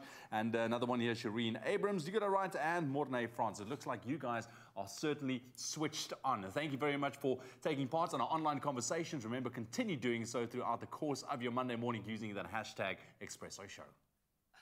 Now, what would you call a good start to the new year? Now, if your child is used to heading for school in hand-me-down footwear, then a brand new pair of Smart Step school shoes can put quite a shine on your expectations for 2019. That's right. Well, thanks to the Clover Crush Share the Goodness campaign, 20,000 school kids will be feeling that way about the next school year. Now, we went to visit Siyabulela Primary School to join in on all the celebrations. Crush, your daily dose of goodness. Now also available in long life. Made with love by Clover. Here at Siyabulela Primary in Langa, Principal Mxolisi Mahwanga can look forward to every child under his care stepping out in new footwear. If you are talking about shoes, you are talking about the daily transport of a kid, coming and going out of school. In different weather conditions, they are coming from the areas whereby there are squatter areas, whereby there are fires each and every now and then. My reaction and the school's reaction when we find out that we are going to get the new shoes next year, we were excited. When we talked to the kids, it was just like a jubilee. It's like the school is won a lotto. It was just amazing. This relatively simple way of offering children self-respect uplifts the kids, their families, and the spirits of an entire community. When I heard the school was getting new shoes, I was so happy and my parents were happy because you don't have to buy shoes for next year when you could get shoes for free. School shoes for me is important because the way they made it, it could take years for you to last. School shoes is important to me because when I wear taxis, it don't last, and when I wear school shoes, it lasts long time. To come to school without shoes, you are laughed out from other kids. So you cannot concentrate. And when you come to school with the different shoes, maybe teggies and other stuff, still you don't feel comfortable because you are just alienate yourself from the rest because that is not a uniform. So now you opt not to come to school. I was so excited because my family used to buy me shoes because I used to rip my shoes all the time when I used to play with them. So when I get new shoes, my family will be so excited too. Parents are not working and they are only getting this money from SASA. So now that money is safe now from the shoes. I share my goodness with home by helping my mom cleaning or cooking, and also I share my things with my friends. Well, I help my family if they need help, and my friends I help them in time of need, like to teach them or to correct stuff to them. I share the goodness by loving them, taking care of them, or by sharing things with my brothers or sisters. Hush, thank you for sharing your goodness. The campaign that you are doing, keep on doing it so that our kids can feel respected and important as well. On behalf of the parents, the school, the community at large, we say, thank you for sharing your goodness. As a good kickstart to a great new year, join hashtag #CrushGoodness and grow this goodness culture in SA.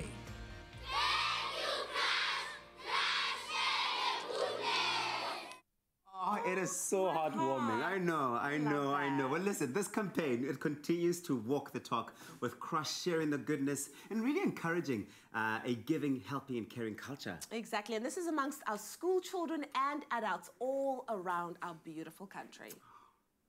Sweet. Crush, your daily dose of goodness. Now also available in long life. Made with love by Clover. Well, we are back with round 2 of our fitness with Cindy Abrams. Before we get into that, a big thank you to Karima, who shared this beautiful photo of the ladies and myself who went to run the Bay to Bay yesterday. So thank you so much for sharing that with the Expresso morning show, and I hope you ladies enjoyed the run. Cindy, it is that time of the year where people are now excited to get moving, to get going, but of course we want to focus on keeping it simple, keeping it easy so it's maintainable and you can be consistent with your fitness routine. Earlier you showed us some basic movements that help with our balance. Our quads, and our core. So now we're back for round 2. Now round 2, we're going to heat it up a bit. So we have a chair, so we're going to start in a seated position. There we go. You want to place your leg shoulder width apart. So you're going to focus on your quads and your hamstrings and your core. So you're going to raise your arms up. Now you need to open up your chest, drop the shoulders, stand up, squeeze, and sit down. There we go. So you stand up, keep the arms up, don't drop them low. You can do this in the office, at home, watching TV, over 70s, you're welcome to do this as well. There we go. And this could be the new way to stand up from your desk, I'm just saying. So you go 3 more. So you go 1, 2, squeeze, 3, last one, sit down. Now we're going to stand up, leg shoulder width apart. You're going to do a kick back, activating the glutes and targeting the hamstrings. So you can either keep your arms in front or you can drop them next to you. You're going to lift up and pulse. Okay, I'm going to move this chair back a bit so I don't kick it. There we go. Yeah, I'm shorter. There we go. So you just pulse, and balance is very important here because I can feel I want to topple So to if the you left. activate the core, pull the navel towards the spine and then just squeeze. You'll start feeling a burning sensation in the bottom of your glute and in your hamstring. There we go. I'm definitely feeling Bend the knees. Bend at the elbows, now lift. Inner thigh, outer thigh, glutes. There we go. And this is a simple exercise that you can do at home. I love it. Yes. It's quick and easy. So you can do it right now if you're watching Expresso and you want Yes, to join us please in our join fitness. us. There we go. And of course, you want to do the other side as well, right? Now you change. So There we always go. make sure your foot is straight, press down onto the heel, lean forward, then lift. Squeeze. There we go. Activate the core. There we go. Is there a certain speed you should go? Because I'm going a lot slower than you. Well, it depends. So if you're just starting out, you want to go 1 at a time. Okay. But if you're more of an advanced trainer, you'll go 5 at a time. So you'll just keep pulsing until you feel the burn. There we go. And of course, if you've just tuned in, Cindy Abrams is with us in studio. She's Now showing bend us the how knee. to keep our fitness routine nice and simple. I hope you enjoyed this. And of course, the goal is for you to maintain your fitness goals that you've set out for yourself as we go into 2019. Cindy, thank you so much for joining us. Thank you for having me. Awesome. Well, if you have any questions or requests for Cindy, you can always reach out to us on social media with that And hashtag I'll respond there. Expresso Show. Well, stay tuned to your Feel Good Breakfast Show after a short break, your daily tech digest with Brian Smith. We're talking the latest news from the world of tech, including the GATE enhancing motivational system. What is it? What does it do? We don't know. we have no idea. Then we're going to inspire you with a brilliant new book release. And I think it really is going to be a game changer if you need that motivation in your life. Impossible is nothing. Love the sound of that. We'll see you in a moment.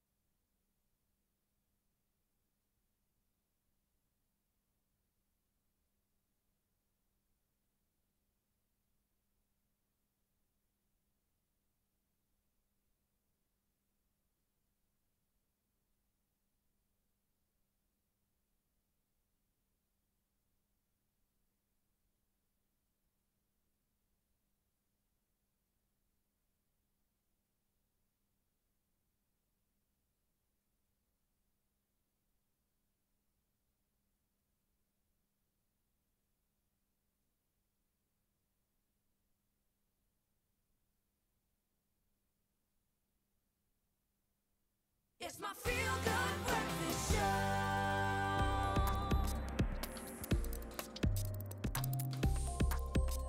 Welcome back to your Feel Good Breakfast Show. It's a Monday morning. Thanks for choosing to start the day off with us, the week off with us. So good. So good. So good. Yes, okay. Oh, to have you here, man. Listen, you know that sound means that it's time for your daily tech digest. And as always, Brian Smith, our friend in tech, joins us to let us in on the latest news. Good to have you here, man. Thanks. Hope you had a good weekend. Man. Definitely, and yours? Yeah, it was good. It was good. I'm sure you had a big weekend in terms of following what's been happening in the world of electronics, like you do usually. But the Las Vegas Consumer Electronics Show, that's what's taking place, and a lot of big tech developments, I think, going forward in 2019 came out of it. So we just speak through some of those findings or kind of advancements, discoveries, what you want to call it. So the first thing we're focusing on, the gait enhancing motivational system. Which made quite a bit of waves as well. What is that? Definitely. So at the Consumer Electronics Show, or CES, each year, we kind of see a slice of the future or a look into what kind of technology we'll have around, perhaps in store shelves or in our homes tomorrow. And this is perhaps a product we might normally not think about in traditional sense of buying something from a store shelf. Yeah. So the gait enhancing motivational system is actually an exoskeleton developed by Samsung that's designed to help with mobility. So for example, this is perfect for someone perhaps who has a disability or otherwise struggles to walk.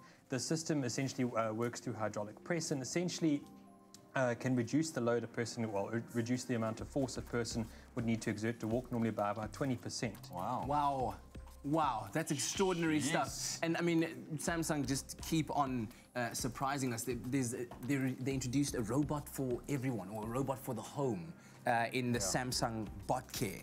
Tell us, what's this all about and why is it so important in the greater context? So I think from science fiction, most of us are used to the idea perhaps in the future of having a robotic butler, but this is a product that kind of puts that idea in the now. And this is somewhat different from the sense of a smart assistant that you might have in your smartphone or a smart speaker if you have one, and that this is geared towards the family.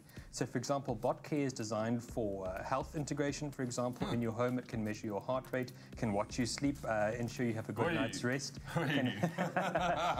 Can remind you to have certain medications at times of day, and is really geared for the home life. So this is a really interesting product that we might see more frequently in the years to come. It might be interesting to see. It's like you can run around and you will come to you and say, listen, your kid's got fever because he's been scanning infrared. That's just the news you want. Making you feel like an irresponsible parent. Unbelievable. And then you wake up and then Bot Care's like... He's like, there, look at those eyes, dude. Did you see those eyes? Good morning, Ewan. That is so creepy. That is so creepy. That is very Ask creepy. the next question, Ewan. Can you turn that way? Can you please go and fetch me coffee? I am Bot Care. Can they fetch coffee? Not yet, but I think this is a I'm special looking feature. into your soul. How's my aura? Beautiful. I don't know what else to do now. Okay, cool. That is weird, man, because that's... Okay, let's talk about the Impossible Burger 2.0. What is the Impossible We had the Black Burger this 2.0? morning. It was delicious. How about the Impossible Burger 2.0? What's that all about? So this is really something awesome in the sense that eating meat-based products, obviously in this day and age... Is it lab-grown meat? Not entirely, no. Oh, it's okay. actually plant-based. So this is a plant-based burger that's been developed to emulate the same texture and taste as a beef burger. Hence its name, the Impossible Burger. It's actually the second version of this product. And essentially it's designed for vegans or those who follow a plant-based diet or vegetarians to have all the same benefits of enjoying a beef-based burger without any of the necessary moral or ethical dilemmas. Huh. Does it taste like a... All reports indicate it tastes exactly just like a beef burger. Wow, so now the thing is, next time you eat a beef burger in a restaurant, how do you know it's really beef? Your robot friend. Yeah. My brain is frying right now. This is Brian, some thanks so much, man. stories. Yeah, as always, you can follow Brian at Brian Smith SA on social media. We appreciate your time, man. Very, very cool news. In the national news this morning, mopping up operations continued in the Western Cape yesterday, where wildfires in the coastal Overstrand region have left 31 houses gutted. Officials have appealed to the public to keep roads clear for emergency vehicles. The strike by students at the University of South Africa that began on the 7th of January has been called off with immediate effect, following talks between university management and the Student Representative Council.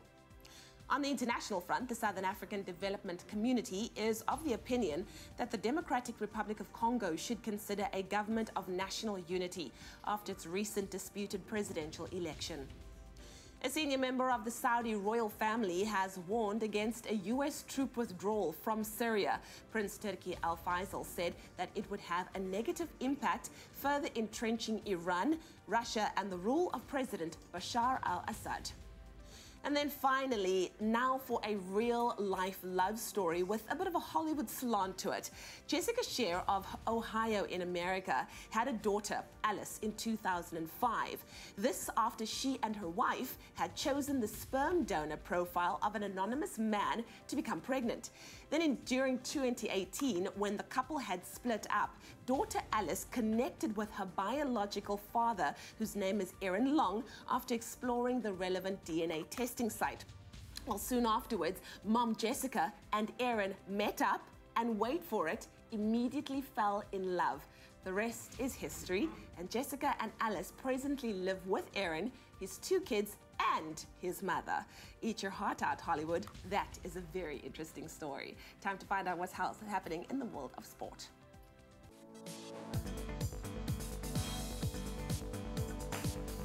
Let's kick it off with cricket. Pakistan ended day 3 of the 3rd test against the Proteas on 153 for 3 yesterday, still needing 228 runs to win. Day 4 of that final test in Johannesburg gets underway from 10 a.m. today. Then in football, SuperSport United fell to lost their 6th, in fact, of the Absa Premiership season on Saturday, suffering a 2-0 defeat to Black Leopards. Other results locally, Bloem Celtic drew 1 apiece with the Arrows, while Cape Town City, they drew 2-2 with Baroka. A little further afield, Ole Gunnar Solskjaer became the first Man United manager in history to win his first 6 games in charge as United beat Tottenham Hotspur by a 0-0 in the Premier League last night. Elsewhere, West Ham stunned Arsenal by a 0-0, while Liverpool, they continued their great form, edging out Brighton 1-0.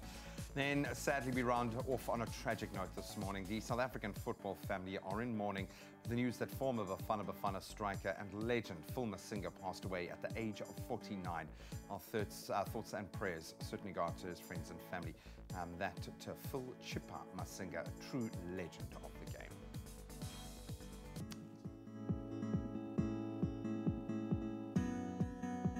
Thank you, Graham. And look at your traffic once again. If you are in Gauteng in Randburg, there is a multi-vehicle accident on the N1 southbound after Rivonia Road, which is obstructing the center lane. So heavy delays can be expected, and you're going to need to find an alternative route this morning. If you are in the Western Cape or in Morebray on the N2 inbound, there is heavy congestion between Airport Approach Road and Morebray Golf Club, allowing for an extended travel time of 35 minutes due to a stationary vehicle earlier. And the Cape Flats line, there is an extended time of 15 to 20 minutes on the Cape Flats line, and this is due to sets being out of service and speed restrictions. Your next report at 8 o'clock. Thank you, Tabiso. Well, let's take another look at those beautiful sunrise photos that's been coming through. Lynette sent us this beautiful one from Balito, where today you can expect cloudy conditions, a couple of evening showers, and a maximum of 27 degrees. So thank you for that, Lynette. But let's take a look at the rest of the temperatures. If you're in Polokwane, a low of 19 with a high of 30 as expected. Mbombela, 21 with a high of 29. Pretoria, 19, 32. Johannesburg, 17 with a high of 30. It's partly cloudy in Mahikeng, 21 with a high of 37 today. Klerksdorp, 20 with a high of 35. Kimberley, 19, 38. Bloemfontein, 16, 27. Richards Bay, 23 with a high of 30. Your minimum in Pietermaritzburg is 20, your maximum 31. Durban, 24, your high is 28. If in Mthatha today, 18 with a high of 30 can be expected. East London, 19, 26. Cradock, 15, 37. Port Elizabeth, 18 with a high of 25. Partly cloudy conditions in George, 15 with a high of 22. Sutherland, 10 with a high of 27. Cape Town, 15, reaching a high of 22. We have partly cloudy conditions in Worcester, 11 with a high of 31. Springbok, 13, reaching a high of 30. And Uppington, 20 is your minimum and a 38 your maximum for today. We'll have a final weather update at 8 o'clock, but if you have a beautiful sunrise photo, feel free to share it with us on the Expresso Facebook page. Now, the words impossible is nothing, a very fitting name for a book belonging to our next guest, Rowena Webb, who allows no obstacles to get in her way. Now, although an amputee due to an unfortunate circumstances, she still works every day, drives her hand-controlled vehicle, and exercises 3 times a week with the help of a biokineticist, on top of the many other things that she takes on. Now, one of her latest achievements is adding author to her list of accomplishments, and we get to hear all about it, and she's joining us this morning to give us a feel-good inspiration when we take a look at this book. So, ladies and gentlemen, let's welcome Rowena Webb! Here she is! Great to have you here with us. Thanks for joining us, Rowena. Thank you so much for having me. So good to have you here. Wow, Impossible is Nothing is the book that we're talking about today. But let's start right at the beginning. Let's talk about the situation or the circumstances that led you to being where you are right now. I became diabetic, or they found out I was diabetic at the age of 9. Yeah. And while a very good controlled child and teenager, the 20s hit and I sort of gave it horns. You know, the party lifestyle took over and I was drawn into taking drugs, promiscuous lifestyle. Yeah. And that all caught up with me when I turned 30. Okay. And I wasn't feeling well for a good couple of months, and it was discovered that I had kidney failure. Oh, wow. And I went onto dialysis 13 years ago. Mm-hmm. And after I was on dialysis for about 4 years, when I went walking on the beach, stepped on some hot rocks and didn't realize I had such bad neuropathy in my legs that I didn't have any feeling in my feet. I had 3rd-degree burns and didn't feel it. And it's from January 2010 that the amputation started. Yeah. I had vascular disease, so there was narrowing of the arteries as a complication of the diabetes. And it sort of went downhill from there. Until I came back from Manchester, as you'll read in the book. Yeah. I went to watch my favourite team play football, Manchester United. Congratulations on the win this weekend. Thank you, very happy. 6 wins in a row. It was a bad flight that caused even more complications. Yeah. And when I came back, it was 2015, I lost the left of my left leg. Was in a coma for a few days and was blessed to still be able to, you know, come out of the coma and be here today. Wow. And it was in 2016 that I was approached to do the book. Wow.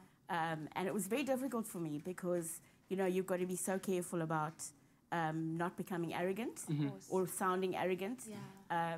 But I had the wonderful help of my ghostwriter, Philippa Mitchell. And she turned my life story and my words into what you're going to read today. Yeah. So. Well, listen, thank you so much for joining us. And an exciting journey that I'm sure had a lot of challenges, but you've shown incredible strength in pulling through those challenges and being where you are today. And we're going to be talking to you about that a little bit more after the break. I love this. I wanted this to be our quote, that because you quoted Muhammad Ali at the back of the book, and I'm assuming that's what inspired the title, where you said, "Impossible is just a big word thrown around by small men who find it easier to live in a world they've been given than to explore the power they have to change it." Wow. Wow. Think about that very quickly. We're going to take a break and we'll be back with Rowena Webb, author of Impossible is Nothing.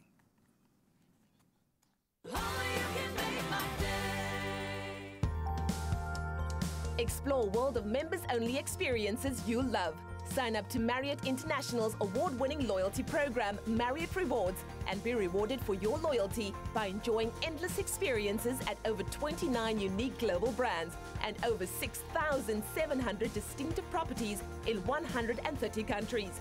Sign up today at members.marriott.com and enjoy endless experiences.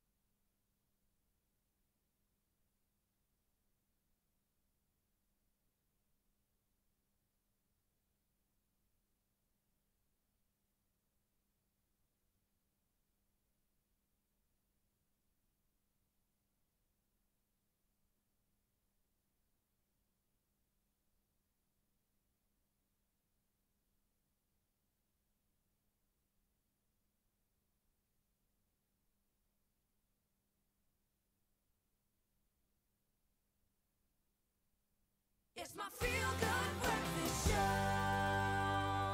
Welcome back to your Feel Good Breakfast Show on this Monday morning. It's great to have your company, as well as be in the company of the very inspirational Rowena Webb, who is the author of Impossible is Nothing, a book that tells her own personal journey since 2010. And we've been speaking a little bit about it, and the more you talk about it, the more I realize just what an immense challenge this must have been when you said it all started back in 2010. And I want to ask, I mean, right now, you work every day. You drive your car, you exercise every week, 3 times a week. Where did you draw the strength from to overcome this massive challenge that's happened over a long period of time in your life? I can honestly only say that it's my faith that has brought me through.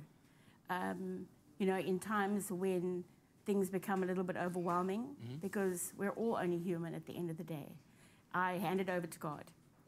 Because he can and does handle everything, and it's been proven to me time and time again that when things become too much and I hand it over, that everything works out the way it's meant to. I mean, there have been several times when I've walked the purple tunnel, as I call it, but God has brought me back because there's obviously a mission and a job for me to do here, as we all have. And I think it's just about finding your truth and opening yourself up to your truth, because a lot of people are scared of failing, as we said earlier. And there's nothing to be afraid of. You know, take the leap of faith. I can't. Joke. So I was so well invested in what you were saying, I completely missed that, but yes. Metaphorically, take the leap of faith. Do things that you haven't done before. I'm going to be attempting to do the Argus cycle tour and a hand cycle. Come on, come on, come on, come on, come on. Wow. And a bit emotional. I need to show disabled, diabetic, and kids on dialysis that impossible is nothing. That you must at least try. Just start. Put the steps in place to get yourself into an uncomfortable zone. And if it's meant to be for you, it'll be your comfort zone. I mean, when I'm in that bike, I feel as if I have my wings. I love hand cycling. And the community and friends that has brought me within that realm as well has been incredible. You know, the support of my family and friends in all my trials has also helped me immensely. I mean, no man is an island. You can't do it alone. And for that, I'll be forever grateful. And that's why I love having you here as we embark on 2019. I think there are a lot of people that are sitting at home and maybe for a whole host of different reasons are bogged down by life situations, are bogged down by, you know, life throwing them into certain, you know, situations that they weren't prepared for, maybe fear of failure. What is your message today for our families and, you know, those sitting at home that just need an inspirational message? For me, 2019 is to not be defined by what is expected of you or what society expects of you. I have a word for 2019, and it's called me. That's my word for 2019. I'm putting myself first. I'm going after what I want. I'm going to leave no prisoners in my wake. Everybody in the Argus cycle tour, watch out and say Kawosi Hill, because I'm coming. Wow, those kids are saying this good voice like blow your hair. That's amazing. That's incredible. 2019. There we go. I love it. There we go. Thank you so much, and we're wishing you all of the best. Thank you so much. And we'll be following your journey as well. Goodness, wow, you've been absolutely amazing to chat to this morning. Thank you so much for having me. Check it out. The book is available all across the country. The book is available at Red Pepper online. There were very limited amount of copies first printed, which I did myself. And then the new version is going to be available from February. So get your orders in now. Excellent. And then from the 1st of February, you can do the distribution. I'm so happy I've got mine already. Uitgesort. Living my best life. Klaar. Rowena Webb on your Feel Good Breakfast Thank you, Show. guys. Oh, that's awesome, man. And we're going to continue, in fact, with the Monday motivation right now. On the negative side, I think of one of our big socio-economic problems in the country, one of many, is that for so many children in the South Africa, a quality education is still denied. That's right. Enters this amazing woman. Her name is Louise van Baylor. She's decided to tackle this issue head on by starting the Olympians Academy, helping the kids out in Hout Bay. And that's why she is today's Mandela Monday hero. I took my child to school. It was his first year of school. And when we got to school, we realized that What was supposed to be a very joyous occasion turned out to be a very stressful occasion, and we had hundreds of kids standing outside the school not being able to go to school because they just don't have space. That's mainly why I started this organization. A, to protect our children, and B, not to have the children at a disadvantage when they do go to school. For her work in homeschooling all grade 1 pupils from the community who were unsuccessful in being placed at a school, Louise and her academy are this week's Mandela Monday heroes. The Olympians Academy is going to be a very unique system. It's not that we want children to register. We want to take on the children who really would like to go to school, but because there is a problem at home, they left on the outskirts. So these are the kids that we have to take and nurture and care for. This team of dedicated teachers and staff like Magdalene Steenberg started this project together. Their aim to teach these children how to read, write, count and learn life skills. Working here at the Olympic Academy was very challenging for me because most of the kids was not so good with English. So the learning barriers as well. So every day is challenging with the children. But for me, what I actually like about my work is that the children is very keen to learn, and I also love teaching. Louise is actually doing a very great job. For her, it's always about the children. She put the children first with everything she's doing, and not just the kids, the parents as well. Pauline Schmiel has found her calling. I've been here for 2 months now, and I'm going to be for 10 more months, and it's been awesome. The kids are great. They are so thankful for everything. Like, if you give and you get so much more back, and you see how excited the kids are when you come here, and when classes are over and in the afternoon, they come to you and they say, let's do more English, let's do more math. Louise is great. She's a great person. The things she's done for the academy and for the kids are awesome, because all of these kids, they wouldn't be in school. They would be on the streets, they would be at home, and now they have a school they go to every morning. I don't see a Malawian child, a Zimbabwean child. I don't see nationality. I see a child, and each child has the right to education, whether you're South African or not. If you're a child, you should not pay for the sins of the fathers, or you shouldn't be excluded because it's a policy. They should be able to have a carefree life. They are children. We should love them. We should teach them. Parents pay a nominal fee, and if they cannot afford it that month, their child still attends school, gets stationery, books, breakfast and a lunch. To help, check out the Olympians Academy website online. Now, growing up in the heart of Hanover Park, our next guest had very big dreams. We all know the saying, it doesn't matter where you come from, it's what you make of it that counts. Well, this is what Dylan applied to his life, from playing semi-professional soccer to starting a successful modeling career. Well, he's not just any regular model. Ladies and gentlemen, he is in fact 2018's Model of the Year Africa. Dylan Wenzel, everybody. Model of the Year Africa. Come on. So good to have you on the show, Dylan. Thanks so much. Really pleased and to be on the looking show. good, eh? Yes, I'm loving the outfit that you're Thank you so wearing. much. But I have to ask you, growing up you played semi-professional soccer. I did. Was modeling on the cards ever for you? Was it something you could see yourself going into? To be honest with you, no, not really. But fashion was really a big thing of myself. So going forward, yeah, it was. I remember the very first time that I bumped into you, you were walking down the runway, and the very next time I saw you, because you worked in aviation as well, and I was like thinking to myself, what is this handsome man doing roaming these airport streets? But now you're where you are, and it's absolutely amazing. What has this experience been like for you, and why did you decide to go into modeling full-time? Firstly, I started, like you say, I started off with semi-pro soccer, and I always had friends that was in the industry, or like that's where the Odyssey fashion projects came in. This one Saturday in 2016 was, he decided I had a soccer match that Saturday, and the show was that Saturday. Yeah. And he said, just come show on the show, just come. I have to see how it goes. And I was like, guy, I have to go play my match. And then I just helped him with the chairs, pulling the chairs, right? But told myself the next year I'll be attending. Wow. And then I gave it a try. It was an amazing experience, the first time on the runway. And yeah, I just took it from there. And even back then, you could see that you had something really, really special. Yeah. You know, you just, Yes. you had the look. You had what it took to be Model of the Year 2018. Thanks, man. Yeah. Very cool. How do you find the balance? I don't know if many people know, you're also a dad to a 17-month-old. So how do you find the balance between being dad, but also, you know, having to work and be a model? It's quite, it's a tough one. It's a tough job. Having both sides, having to balance the two, especially because modeling, you have to put yourself out there, market a certain way. And having my daughter to be also on the back end, yeah, I'm introducing her to this lifestyle also now. So, yeah, it's quite a thing. Yeah. Is she going to be doing some modeling as well? Most definitely. Oh, goodness, look there, dad and daughter. So beautiful. That was the first dedication, yeah. Dedication photos. Let's talk about the Model of the Year 2018. Such an incredible opportunity, such an incredible platform. What did it feel for you to be the only South African, am I right, Yeah, it to is. be nominated for that title?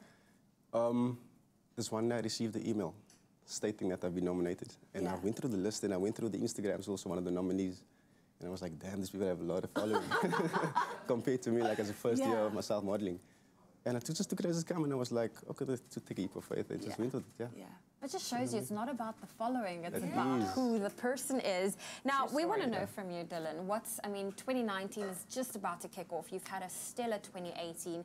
What's on the cards for you for this new year ahead? It's a big year, first of all. I told all my homies also, I'm quite scared for this year. I'm actually waiting to see what's going to be happening. Yeah. But it's quite a lot in the pipeline. Contracts has already been coming my way. Oh, fantastic. And Cool. yeah, I'm just going to take it as it comes. Very nice. Well, Dylan, it's so great to have you on the show. Congratulations. Perfect, Thank you so much for flying that flag high for South Africa as, of course, the person that is the Model of the Year 2018. And I'm sure 2019 is going to look even better for you. Thank you so much, man. Oh, I love it. We need more beautiful people like this on the show. And like they say, if you put your mind to it, you can do absolutely anything from humble beginnings to Model of the Year. Remember, you determine your own future and let nothing and no one tell you otherwise.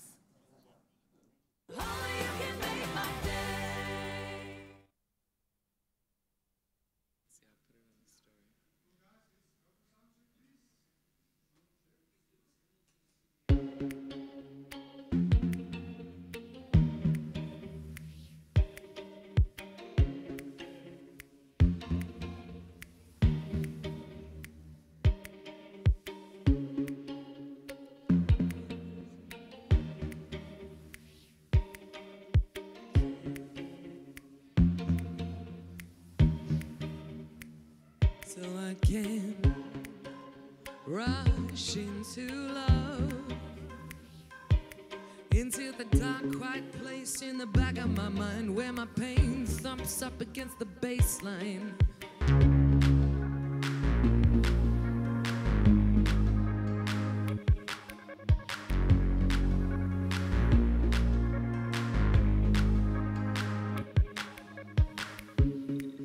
Painkillers in my blood, slowing me down, slowing me down, so I don't rush into love, into the bright, quiet place where I'm never alone, where my pain thumps up against your hip bones.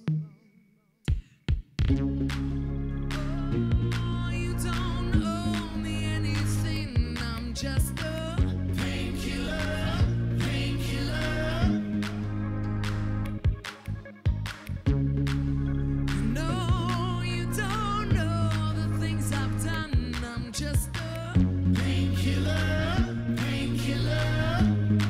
I'm just a painkiller in your bed. Painkillers in my blood, slowing you down, slowing you down, so I can rush into love, into the bright, quiet place where I'm never alone, where my pain thumps up against your hip bone, bone, bones.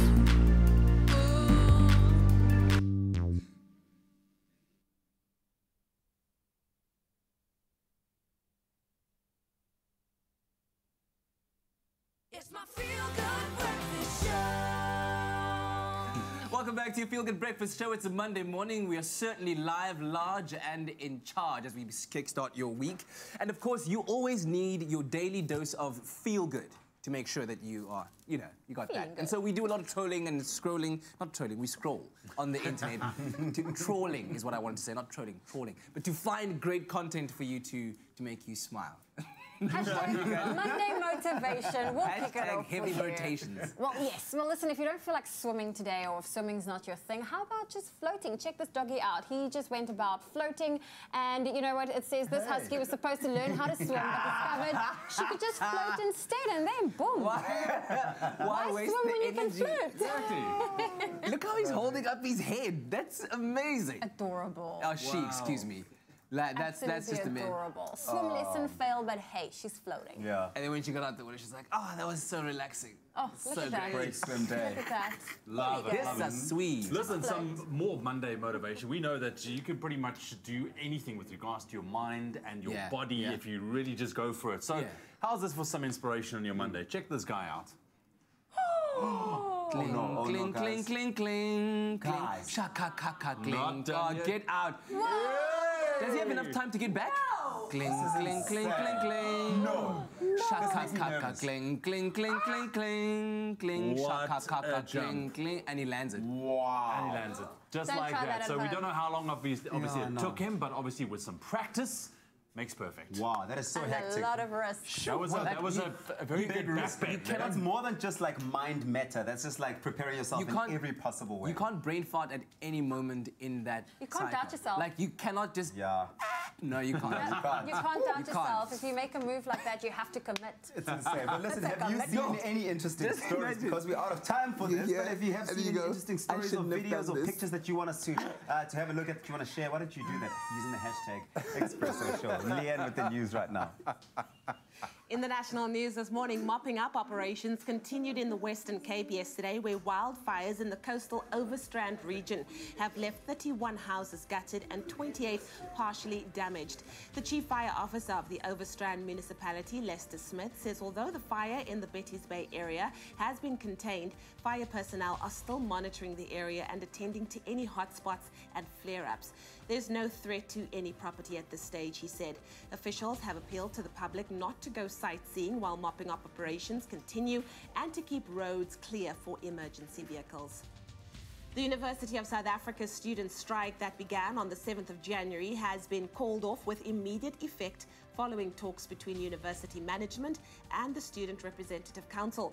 Spokesperson for UNISA, Martin Ramochela, says the talks, which ended on Saturday, addressed registration challenges at the university, including enrollment planning, accreditation, provision of laptops, and other matters. All university activities will resume today. With over 400,000 students enrolled, UNISA is the largest distance learning institution in Africa and the oldest open distance education university in the world.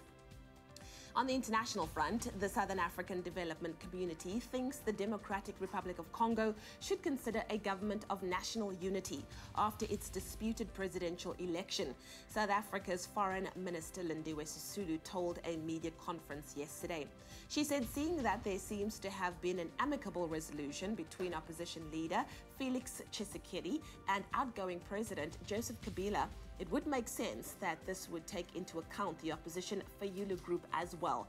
She said a government of national unity would be a great step. A senior member of the Saudi royal family has warned against a U.S. troop withdrawal from Syria. Prince Turki Al Faisal said the action would have a negative impact, further entrenching Iran, Russia, and the rule of President Bashar al-Assad. He said that the world community was guilty of neglecting the Syrian people, and the U.S. troop withdrawal would make things worse. U.S. President Donald Trump announced in December that it was time to bring U.S. troops home from Syria. And finally, in an unusual conservation effort, Albert Ngadera has turned his home in Burundi's capital, Bujumbura, into a refuge to save the country's declining crocodiles from being snapped up for dinner. Albert's heart went out to the creatures and he decided to buy 12 baby crocodiles, settling them in his home's backyard. But his stock has since increased drastically, with some 45 babies expected soon. He is now hoping fervently that the land promised by the government will materialize so that he can develop his own wildlife park, complete with a restaurant where croc burgers will definitely be off the menu. Oh, snap. Well, that's definitely a very interesting way to end the news bulletin. Let's find out what's happening in the world of sport.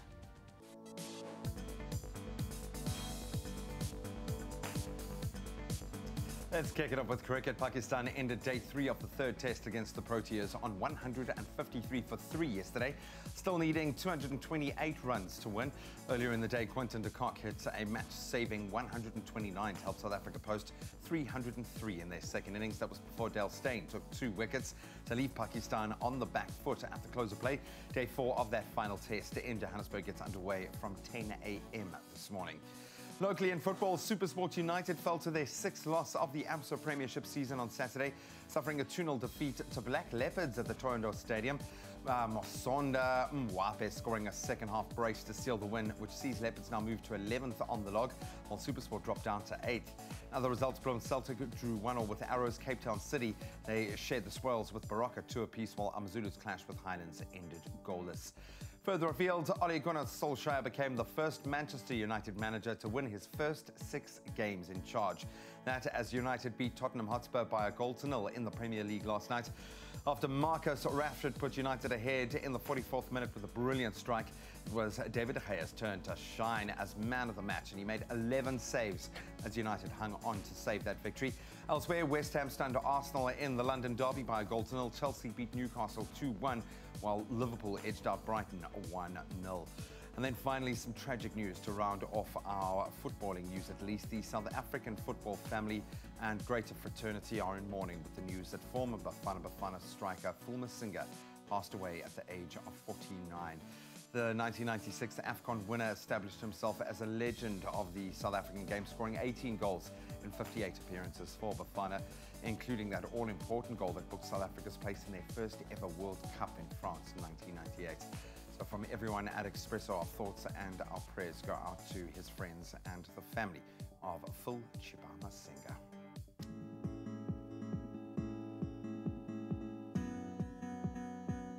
All right, let's take a final look at the roads this morning, starting off in Gauteng and Alberton on the N12 eastbound. There is a multi-vehicle accident after the Reading interchange. 2 lanes are currently obstructed and causing delays, and please do find an alternative route rather this morning. And if you are in the Western Cape, Brackenfell, there has been an accident on the N1 inbound before the Okavango Road. All lanes are open, but delays can be expected. Please approach with caution. And then the Northern Line, as far as the trains are concerned, there is an extended travel time of 40 to 60 minutes on the Strand and Mildersvlei line due to vandalism at Belleville and infrastructure problems at Firgrove. Please allow for extra travel time. Don't fear the flu. Boost your immune system with Effaflu-C Immune Booster by Pharmadynamics. Effective, affordable healthcare. 5 minutes past 8 o'clock. Let's quickly take a last look at your temperatures and your weather going into your Monday morning. Before we do so, a quick thank you to each and every one of you that sent in your pictures. Louise Cherry for your beautiful sunrise picture from Gababa in KwaZulu-Natal, as well as Tabang Mahoya for your beautiful orange skyline from Mafi King. And lastly, Lynette Meyer for your beautiful beachfront sunrise from Belito. Thank you very much for sharing those pictures. It looks absolutely stunning. What a way to start your Monday. Right now, though, let's get into your temperatures for the last time. It looks like a very hot day for some areas, reaching the very high 30s. Polokwane on 19 minimum with a maximum of 30. Mbombela 21-29. Pretoria 19-32. Johannesburg 17-30 with some thunder showers expected.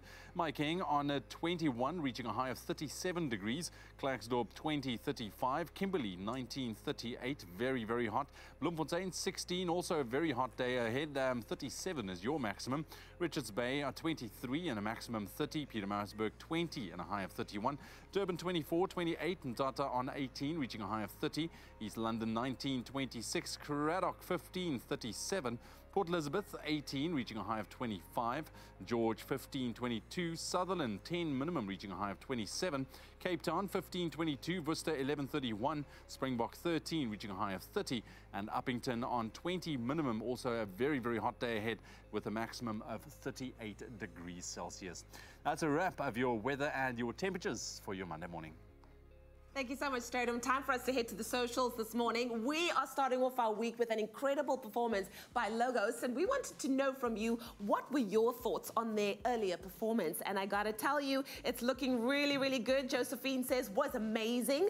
Troy says, wow, so incredible. Flames, flames, flames. Leon says, the same high standard as all your other great musicians. Loving it. Caroline says, great performance. Rochelle says, that was awesome. And then Mandisa says, good morning, Expresso.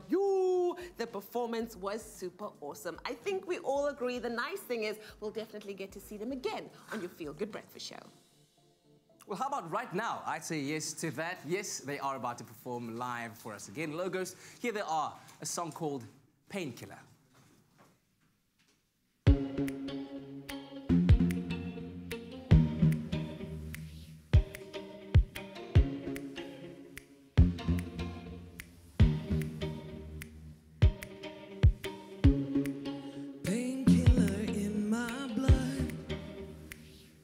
Slowing me down, so I don't rush into love, into the dark, loud place in the back of my mind where my pain thumps up against the baseline.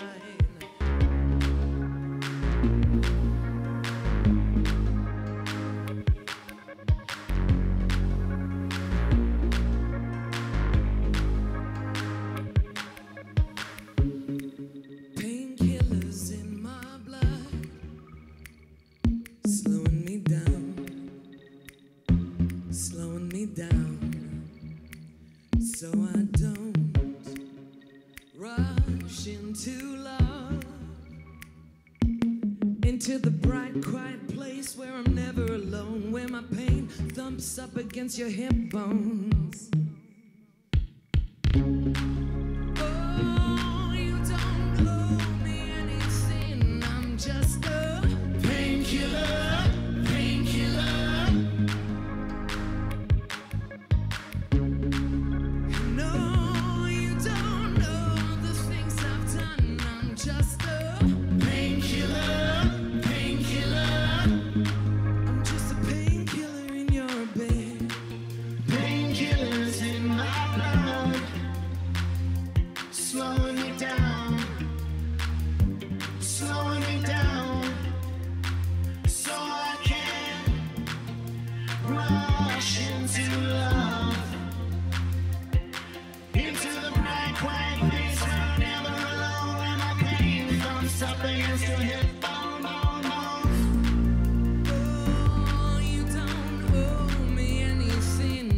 Just a painkiller, painkiller. No, you don't know the things I've done. I'm just a painkiller, painkiller. I'm just a painkiller in your bed. I'm just a painkiller in your bed. Just a painkiller in your bed. Just a painkiller in your bed.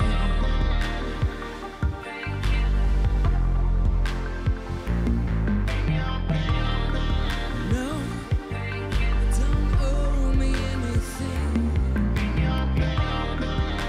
Oh, don't know the things I've done. Don't owe me anything. No, you don't know the things I've done, the things I've done.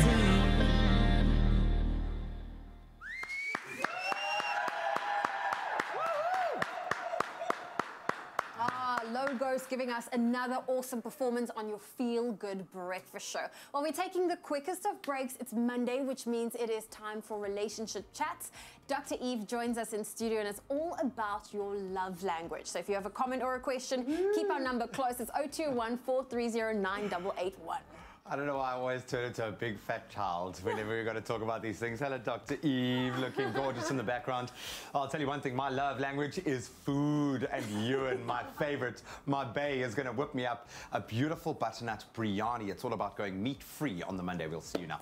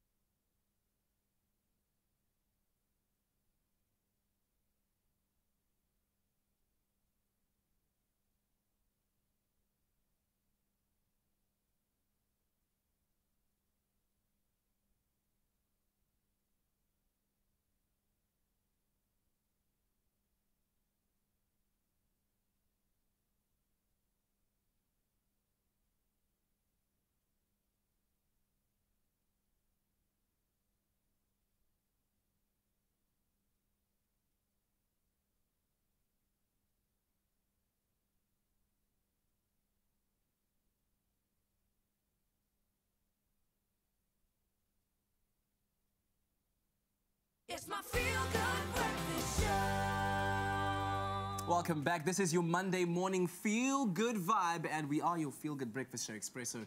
Great to have you here with us. And, of course, we live in a big world. There's a global population of over 7.5 billion people, and everyone expresses their feelings a little differently. So there's research that shows that these expressions can take any number of 5 various forms, and understanding these love languages, as they're called, can really deepen the actions and words used to create relationship bonds. Exactly. So today we're asking you, what love languages do you speak in your relationships?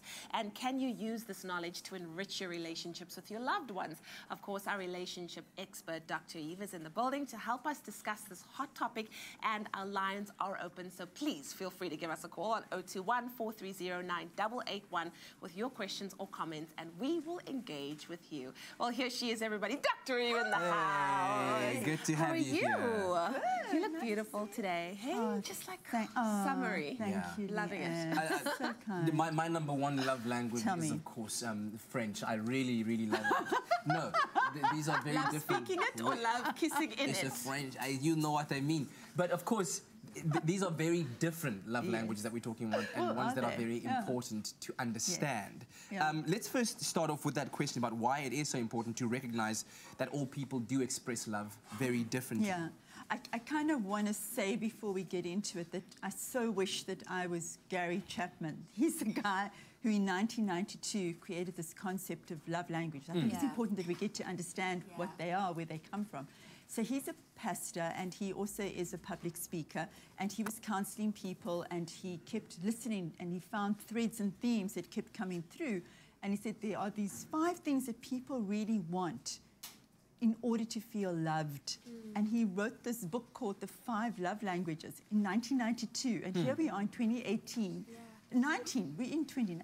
And we're still talking about it.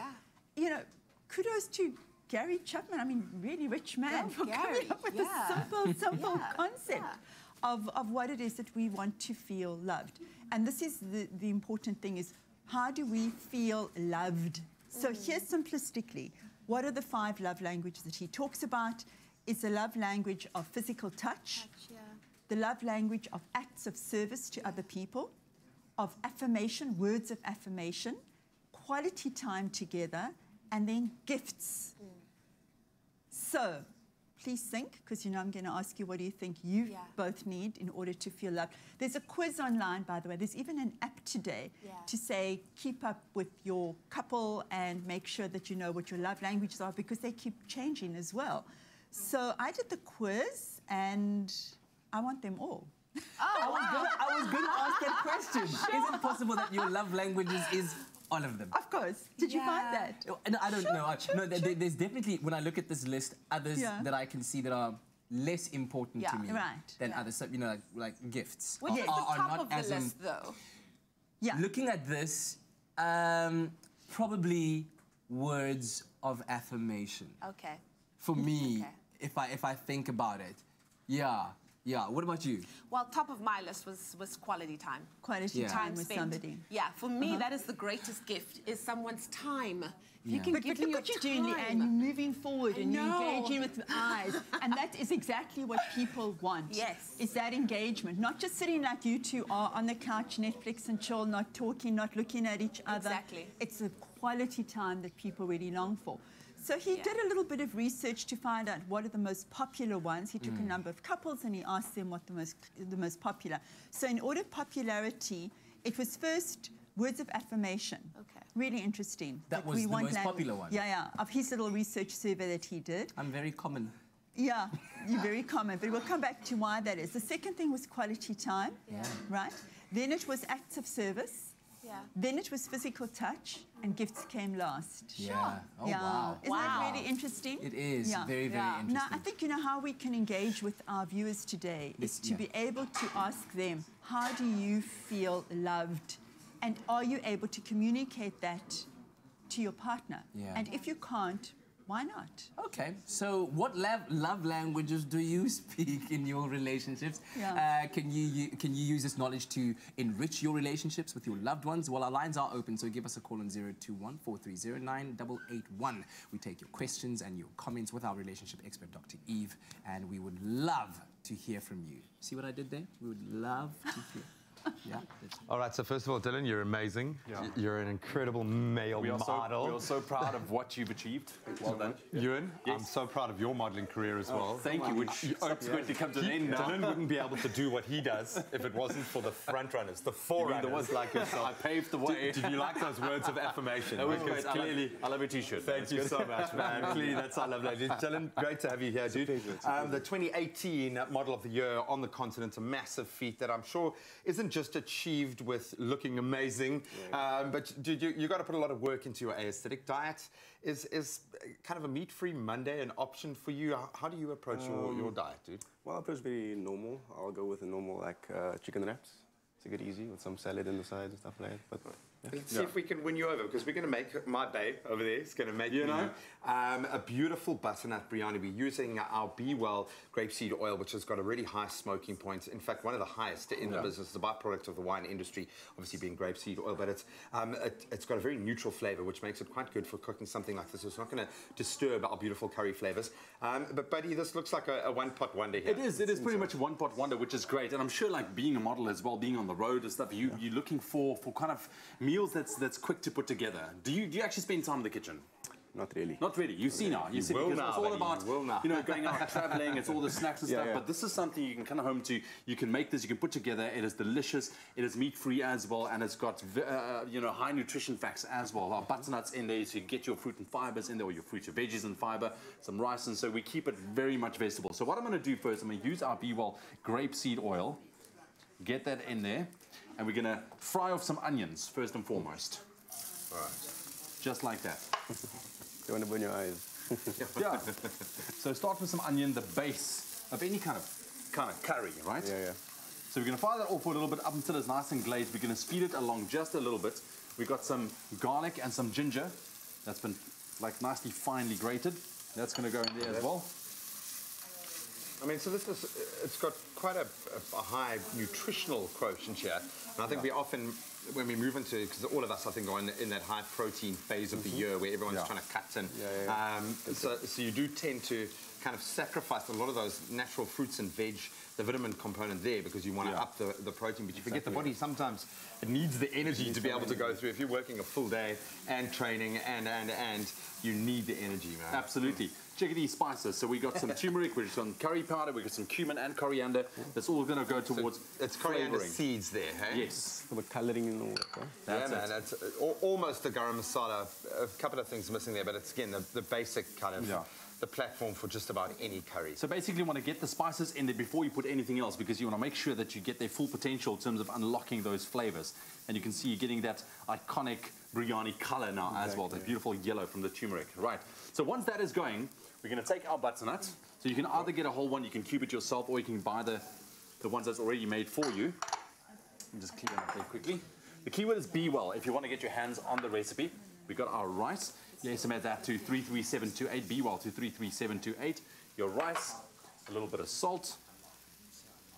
Cool. And then we have vegetable stock. Now this is what's going to make sure that everything cooks down absolutely perfectly. I like the fact that everything that you're going to be eating is going into one pot here. This really is like a That's the thing, man. The fact that the rice is going to absorb a lot of that curry flavour as well is cool. That's it. So this is going to be beautiful. The rice is going to absorb this liquid now. Because of its vegetable stock, it's going to flavour the rice nicely as well. And your butternut's going to cook nice and soft. Get it simmering, and then you just watch it up until everything comes together nice and soft. You'll check it out. Just watch the liquid content in there as well, so you don't dry it out too much. And before you know it, you've got a beautiful dish just like that. A one-pot wonder, which you can serve with some good old chutney as well. Just something sweet, awesome. Again, the key word is be well to 33728. Do you think this will get you in the kitchen? Always. I'm going to start. Actually, go for it. I think have a taste, brother. Have a taste. The keyword once again, be well to 33728. That's be well to 33728. It will be on our website as well. ExpressoShow.com. Just give it a taste there, brother. You'll see the rice is beautifully flavoured. That tastes amazing. Yeah, didn't have a choice. You had to say that, but it is actually really nice. Good job.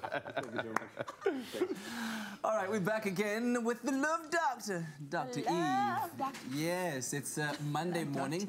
We're talking about the 5 love languages and why it is so important to understand them, how to express them, understanding why your partner needs that particular love language so much. Sipho is on the line.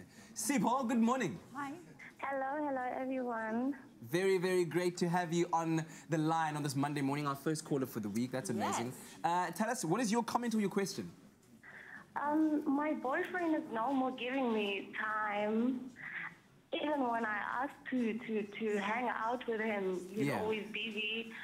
And I don't know, because after the festive season, he's like totally changed, and I don't know why.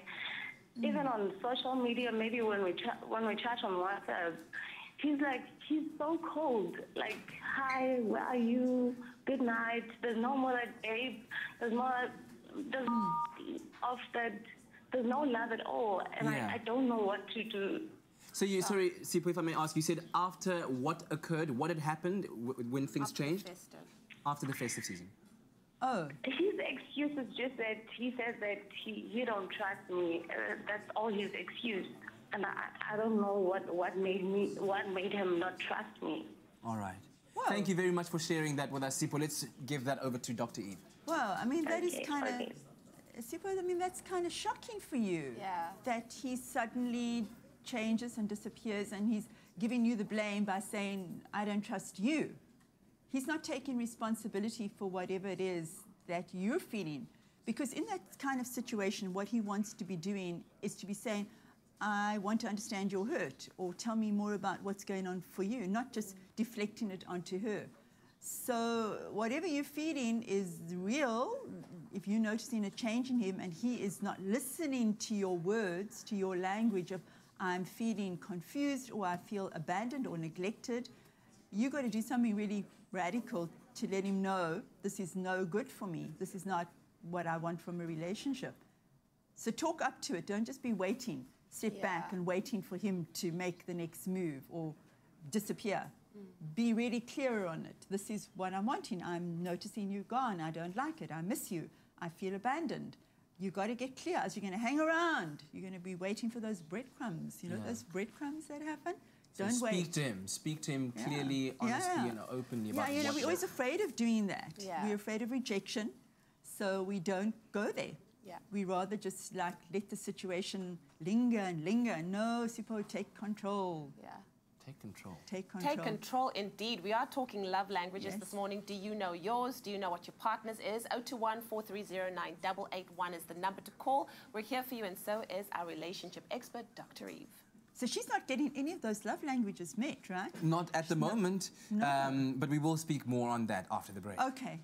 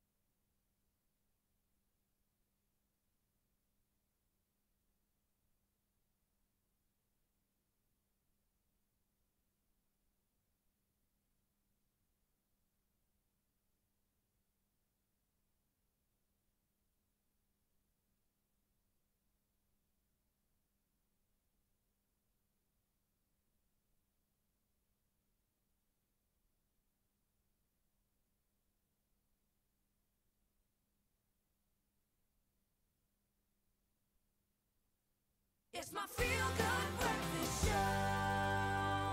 Alrighty, welcome back. Welcome back to your Feel Good Breakfast Show. It's a Monday morning, and of course, we appreciate your company starting off the week with us. So good to have you here. 5 love languages is what we're talking about. It's quality time, words of affirmation, gifts, physical touch, and I forget one. Acts of service. There we go. I'm trying to be a student of love. You are. You're cool. Is it possible to have all the love languages as your preferred love language, or do some just naturally stand out more than others? Because, tell me about that. So take the quiz and see which one stands out for you the most. As I said, I did it, and mine were words of affirmation. And we were hearing from Sipho as well what she was missing were words of affirmation and quality time, the things that we were all saying, you know, the things that we really like. She wasn't saying, oh, I want some more gifts.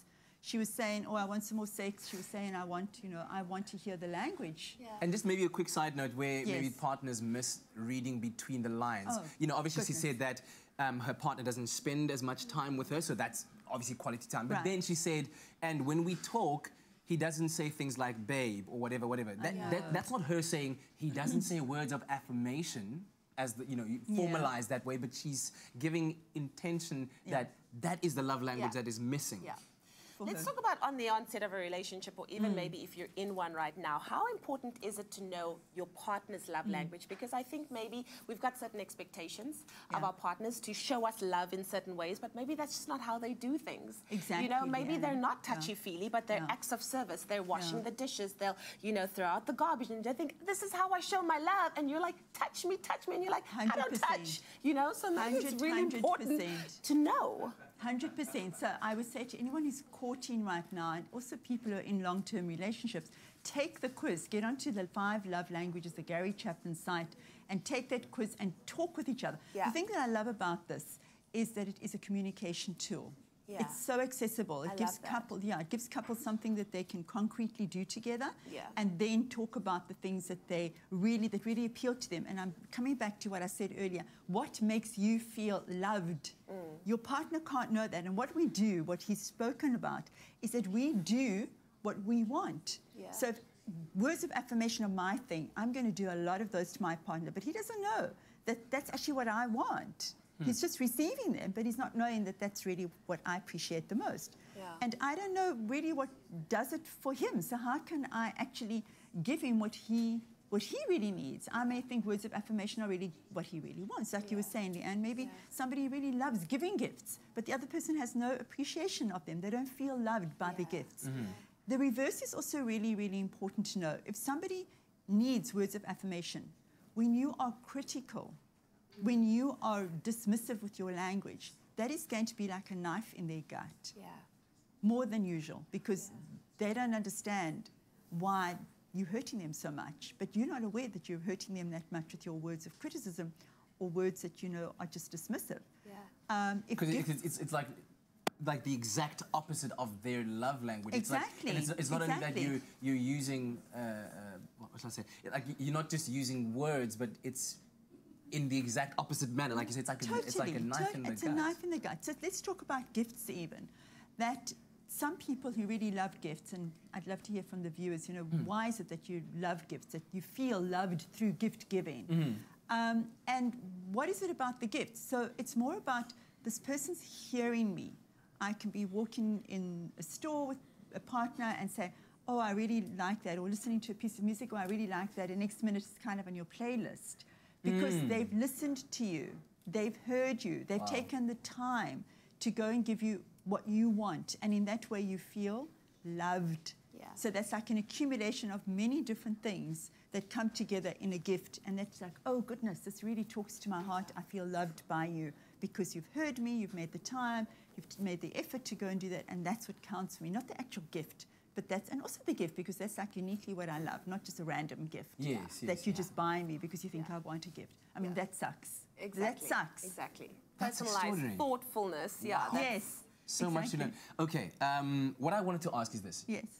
Do two people that speak the same love language have a better chance at success at a relationship than two people with different love languages? I definitely would say, I would definitely think so, that if words of affirmation are going to work for you both, then you're going to keep giving that to each other and you're going to feel really well loved. You know, you're going to both be on the same page. All right. Yeah, go ahead, Kat. Let's pause. Yes. I'm so sorry to pause I you. love this. Lines open I'm here for this 0214309881. We'll be back with Dr. Eve.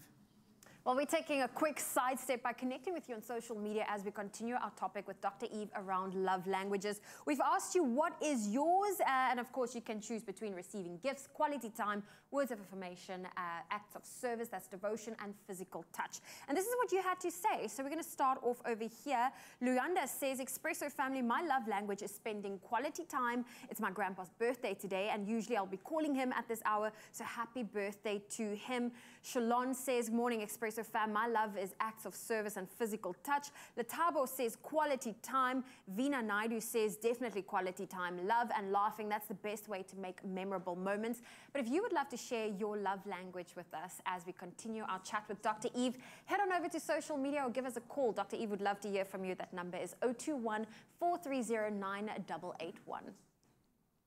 All right, we're back again with Dr. Eve talking love languages. A quick poll on social media revealed some interesting stats, but of course, Twitter, come on, Jack, upgrade that option with the poll thing, because now we can only put up 4 options. Come on, Jack. But anyway, a lot of people, I think if I remember properly seeing what the poll was saying, or here it is right now, quite evenly split between quality time and acts of service, physical touch and gifts, which are 2 separate love languages, but they've been pinned at 21, and words of affirmation at 14%. Yeah, that's surprising, actually. Wow. Callers are calling in. Yes. A lot of them asking, what happens when you lose your love language? So where you kind of are living past each other. So you had it at one point, and now then it's the not there relationship anymore. continued, and then you just stopped doing the things that you were able to show the person you love. Yeah. Oh, goodness, you're going to feel so unloved. You know, the problem with not sharing love languages to start out with is that you're going to be in disappointment all the time. Yeah. So if you don't say to your partner, this is really what is meaningful, or when they do give you words of affirmation, you say, I really like that, that really turns me on, that really makes me feel closer, makes me feel loved. When you lose that, they first of all may not know that it's important to you. They may think that I've got you, we've said all these words, I don't need to say them on a continual basis for you to feel loved. You should just know that you are loved by me. Wrong. Wrong. Sorry. Okay, you've got to keep saying them. You can't lose that as a love language because your partner's going to go into disappointment, shrinkage, disappear, detach from you, and the relationship is going to tumble down. So don't lose the language. But it's really important, you know, if this is something that you're watching with us right now, take this home with you this evening to a partner. I also want to just say that this is what Gary Chapman found. This is fantastic for relationship with anyone. with your child, 100%, with family, with friends. Yeah. So extend it. Even, we do not discriminate against single people on this show. So even if you do not have anybody who is significant in your life, please use it with important people in your life, because we have relationships with people, we have friendships with people, and it's important for them to know that if they bring you a pot, a beautiful plant when you are feeling sad, mad or bad, you're going to say thank you, but actually what you really would have liked is a hug. Wow. So let people know what it is that you most want. And I think even a greater, just declaration of love is to take that into consideration. Is to say, I want to love you better, or I want to do better in this relationship by knowing what it is that you need. And it's a beautiful thing. It's just a simple thing. Oh, this person loves touch. But I now know that I'm going to do better. I don't think it's a simple thing, because the first thing we have to do, which is what I'm encouraging our viewers to do, is take the quiz and find out for yourself what is your own love language, right? Because even as we started the show today, you two went through the process of looking and saying, okay, this is mine, this isn't what I really most value. It's important. You can't communicate that to a partner unless you take responsibility for self first and say, this is really, I'm discovering I really like acts of service. Well, Dr. Eve, thank you very much for your time and expertise. Very enlightening subject today. It's a great topic, and thank you for engaging with us and giving us all those calls. And in the words of the famous songwriter Leanne Williams, the best things in life are free, but you can give them to the birds and bees. I want your time. Okay. That's what you said. That's the remix, y'all. That's what I want. We're going to take a quick break. We'll be right back. Thanks, babe. And your love. Exactly.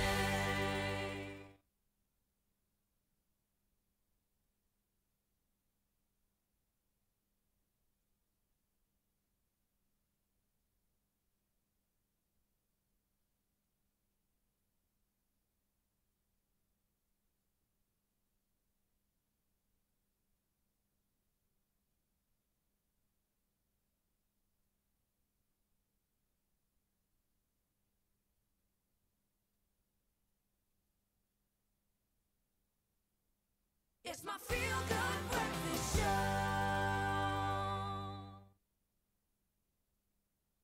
All right, welcome back. You're tuning to your Feel Good Breakfast Show, Expresso, right here on SABC3. It's your Monday morning, jumping back into the kitchen. Kat, get in here. Kat, get in here. I see you sneaking off there, man. Why are you sneaking off? I heard we were doing a segment on black food, and I was like, yes. Why are you running? Yeah, exactly, Taj. Why are you running away, right? Why? It's okay. He's here now. So, 2018, 2019, we've seen black food becoming a huge trend. Activated charcoal, squid ink that we've been using as well. We made these black burgers earlier on. I saw that. Fantastic. That was insane. So this is the squid ink? That's the squid ink, dude. Does it smell fishy? No, it doesn't. So it doesn't even change the taste and the smell of the food. So it's natural stuff. So I'm very keen to try things out. Tash is back with us to make black sushi. Yes. Yes, with squid ink. Yes.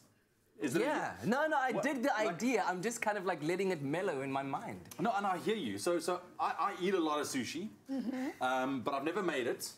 So very easy. Is it very easy? Have you What do you tried mean? We sushi? have made sushi before. We made sushi like last year in that challenge where we were riding around. I almost feel it doesn't count. Okay, yeah, we're not masters. So show us how. Show us the way. Okay. Firstly, let's get to the rice. The rice is the most important part of the sushi because it is sushi, right? Because some sushi use nori, some sushi don't use nori, you just use sashimi, which is the normal fish. Okay. So the flavor is very important. The flavoring of the rice is the water, it's salt, it's sugar, and it's vinegar. So there's the sugar. Okay, here we go. And is that how you get that kind of sticky consistency? Yes. Okay. Yes. So the sticky consistency, because it's rice and because it's starchy, you don't drain this rice, but you need to wash it. So I'm told that Chinese people, please stir that for I shall me, stir my this for you. darling. I'm told that some Chinese people wash the rice even 7 times because you need to get your water very clear. So the starch is gone. You don't drain the water after you cook it. You let it absorb. It's also Is the said water that boiling there? I will check for you. It said that no, the water's not boiling. Okay, no, it's fine.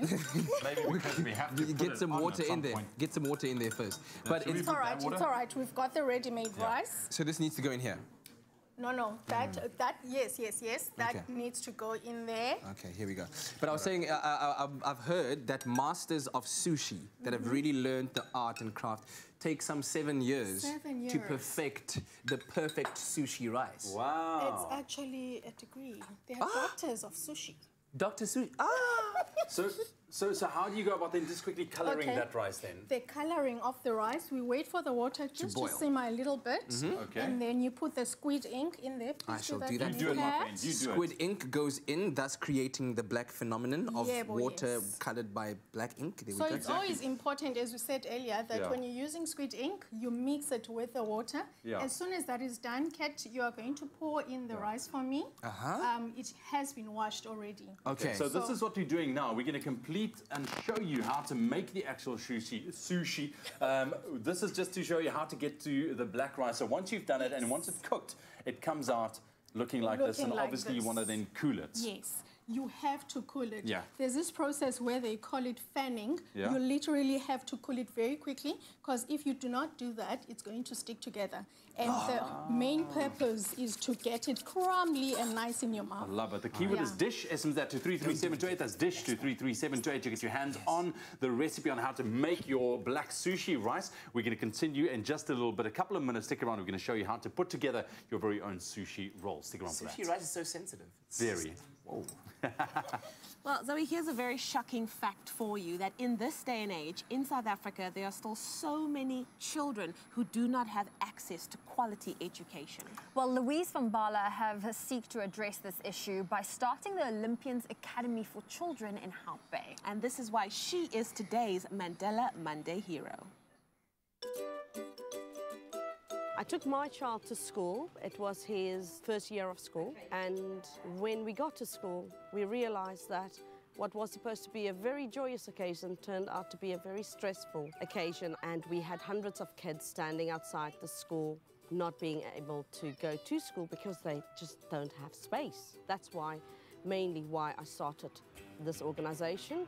A, to protect our children, and B, not to have the children at a disadvantage when they do go to school. For her work in homeschooling all grade 1 pupils from the community who were unsuccessful in being placed at a school, Louise and her academy are this week's Mandela Monday heroes. The Olympians Academy is going to be a very unique system. It's not that we want children to register. We want to take on the children who really would like to go to school, but because there is a problem at home, they left on the outskirts. So these are the kids that we have to take and nurture and care for. This team of dedicated teachers and staff like Magdalene Steenberg started this project together. Their aim to teach these children how to read, write, count and learn life skills. Working here at Olympic Academy was very challenging for me because most of the kids was not so good with English. So the learning barriers as well. So every day is challenging with the children. But for me, what I actually like about my work is that the children is very keen to learn, and I also love teaching. Louise is actually doing a very great job. For her, it's always about the children. She put the children first with everything she's doing, and not just the kids, the parents as well. Pauline Schmiel has found her calling. I've been here for 2 months now, and I'm going to be for 10 more months. And it's been awesome. The kids are great. They are so thankful for everything. Like, if you give and you get so much more back, and you see how excited the kids are when you come here. And when classes are over and in the afternoon, they come to you and they say, let's do more English, let's do more math. Louise is great. She's a great person. The things she's done for the academy and for the kids are awesome, because all of these kids, they wouldn't be in school, they would be on the streets, they would be at home, and now they have a school they go to every morning. I don't see a Malawian child, a Zimbabwean child. I don't see nationality. I see a child, and each child has the right to education, whether you're South African or not. If you're a child, you should not pay for the sins of the fathers, or you shouldn't be excluded because it's a policy. They should be able to have a carefree life. They are children. We should love them. We should teach them. Parents pay a nominal fee, and if they cannot afford it that month, their child still attends school, gets stationery, books, breakfast, and a lunch. To help, check out the Olympians Academy website online. All right, we're in the kitchen. Chef Tash joins us on a Monday. She's a whole Monday motivation mood. And not just that, she's also helping us to make all things black food, right? Yes. Because we made black burgers earlier on, and now black rice for your black sushi. Yes. Okay? And look how cool it looks, man. The contrast with the... what is this again? That's called wasabi. It's called wasabi. It's a green, peppery, spicy. Yeah, sorry, it was a bit of a brain fart moment there. That's all. I know exactly what it is, actually. Okay. Yeah. And most of the time, wasabi is actually not wasabi. It's horseradish, isn't it? Horseradish with mustard and then color. Did you know that? The deception. That is horseradish. Oh, man. Okay, I want to try and roll the sushi here. We wet our hands first, but not too much. So we clap so that the excess water is out of our hands. So... and then you take China. Okay. the normal square, the normal nori square is bigger than this, so we've cut this in like 3/4. Okay, so what do you do? Like... So we've balled it up, right? So the reason why we do that is we want it to spread nicely. We don't squash it too much because it's going to create a mushy rice. Okay. So you just sort of push it away. Consistently dip your hands in there. Okay. Don't forget to clap. I'm not sure what I make of your technique there, Ewan. What are you talking about? Your rice is looking slightly mushy, you know. Just... What? It's the same rice as Chef Tash. No, but I mean, you're wetting your hands too much, you're not clapping enough, and so the wetness is just getting... Oh, wow. Got it. Wow, okay. Here we go. Okay, cool. All right. It's a Monday morning, guys. It's Monday. Cool. Just make sure that you don't overstuff it because we are going to turn it around. One thing I forgot to mention is that the nori has got a shiny side and it's got a rough side. Okay. So we always put the rice on the not so shiny side and it touches nicer. So the shiny side...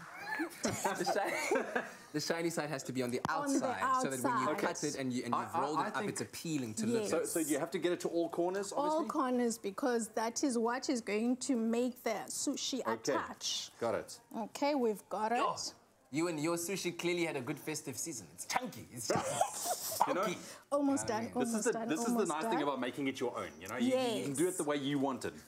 Okay, cool. Do you think I'd come eat at your sushi restaurant?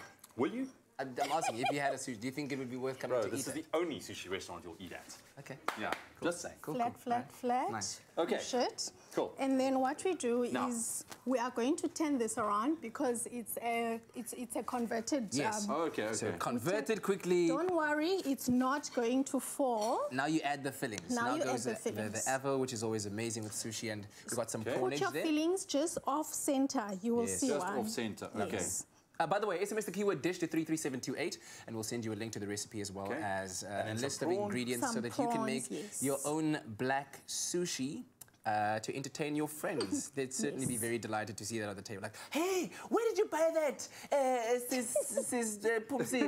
No, I made it myself because Chef Tash showed me. What we are going to do, your thumbs must go underneath the mat, and then you are going to, the four fingers are going to keep the filling in place. Oh, look at you. Okay. Okay, and then you sort of just pull it, yes. You don't squash it. You are tightening it up just a little bit. That's lovely. And you don't want to roll your mat. Can you see what's happening? So you do that. And then you roll it again. Look at that. Tash-san doing it. Okay. Doing it. And then you roll it out of your mat. Okay. And there it is.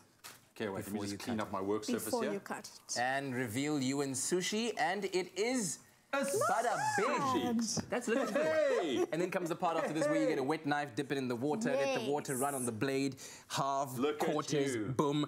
And your knife has to be wet. My boy. Your knife has to be wet because if it's not wet, it's going to stick onto your rice. Okay, so that's the basic sushi. Yes. Cut it up, and you have sushi. Voila. Hey. Love it. SMS dish to 33728. Thank you very much, Chef Tash, and that's it for two guys and a black sushi. Yes. Oh man, looks beautiful. Well, the show is racing away from us. When we return, we'll squeeze in a few more happy birthdays. That's right. Also still coming up on your Feel Good Breakfast show, Lay Your Hands by Aloa Ghosts. Don't move.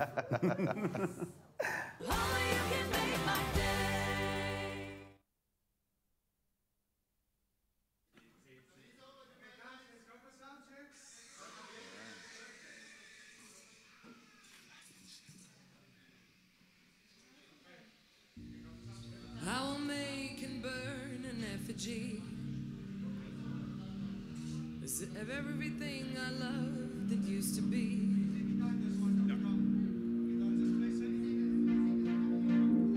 Can you get them to turn the track up a little bit on the monitor? And a little less keyboard.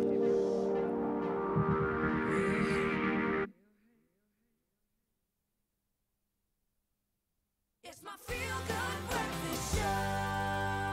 Happy birthday, a very happy birthday to you. Hey, welcome back to your Feel Good Breakfast Show. It is Expresso right here on SABC3. Thank you so much for choosing to wake up with us this morning. It is that time of the morning we shift the focus over to you, our lovely viewers, the VIPs of the show, and wish you a very happy birthday. Now, we've asked you to send in your birthday wishes on Facebook. Here's one from Tando Cindy saying, morning guys, I want to wish my nephew Tembelihle a belated womb escape. Okay, well that's one thing to call it. He was turning 7 years old yesterday, and God bless him with many, many more years to come. Ah, look at that cake over there, cute. Here's one from Desiree as well, Desiree Ace. Okay, happy 28th birthday, sweetheart. Have a fabulous day, moi. That's from Desiree Ace, and that's for this lovely lady on the screen right here. Diiso Maxwell has sent this one in as well. Diiso says, hi guys, can you please celebrate my birthday with me, please? I'll be happy if you wish me and give me a birthday shout out. Happy birthday, Diiso Maxwell. And lastly, Troy has sent in this beautiful picture and says, happy birthday to my lovely cousin, Natasha. We'll wish you rather all the best. Happy birthday. If your birthday is today, why don't you show us what you are getting up to today by using the hashtag Expresso Show. And we'll continue to celebrate your birthday today with some lovely music. Aloa Ghosts are the guest artist of the day, and they've been absolutely phenomenal. Thank you very much for the beautiful music, guys. Thank you so much. Really have enjoyed the vibe. And as you said, you're in the final processes of getting the album together, which should be released by when? This year sometime. This year sometime. It's still a very long year ahead. Okay, that being said, where can people catch you performing live and follow in your journey on social media? Yeah, we're at Cafe Rue in the CBD tomorrow night. Actually, tickets are $70 through web tickets. You can find our music on iTunes, Spotify, Deezer, YouTube, SoundCloud. Fantastic. Everywhere. And you're on Instagram as well, We at are. @low_ghosts. That's the one. The last song you're performing Yes. is called Lay Your Hands. And what inspired this song? Oh, this is also one of the earlier songs that we wrote. It's just about connection. Yeah, connection with somebody you really want to connect with. Yeah, and of course today we're speaking about the 5 love languages, so find yours in the melodies of the song called Lay Your Hands. Thank you.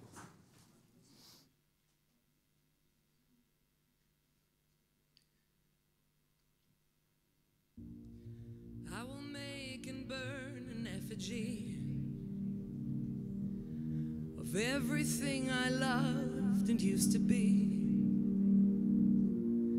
And I will burn it to the ground and hope the light will turn you around.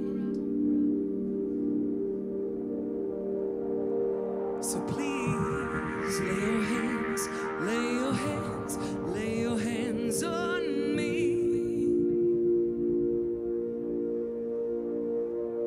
Just lay your hands, lay your hands, lay your hands on me. There is skin and there is ground. Heart breaks with a deafening sound. In the silence left behind, you tell me I am not your kind. But lay me down, lay your hands on me.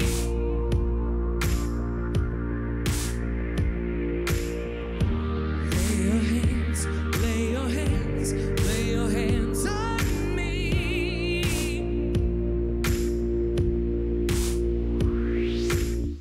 My ribcage strains against my skin.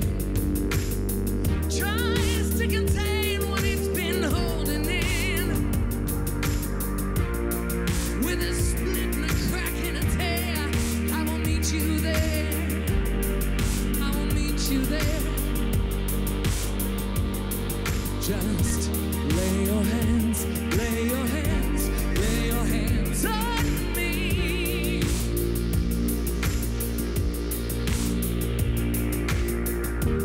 Lay your hands, lay your hands, lay your hands on me.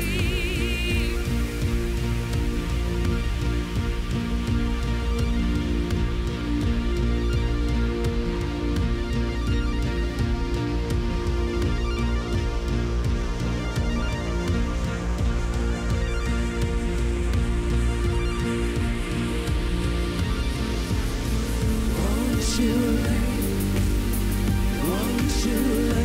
your hands on me? Won't you lay your hands on me? Won't you lay your hands on me? Won't you lay your hands on me? Won't you lay your hands on me?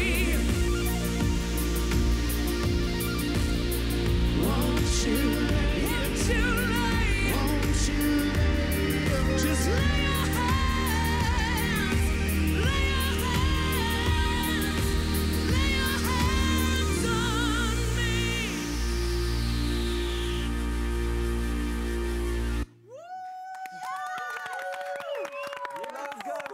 Yeah.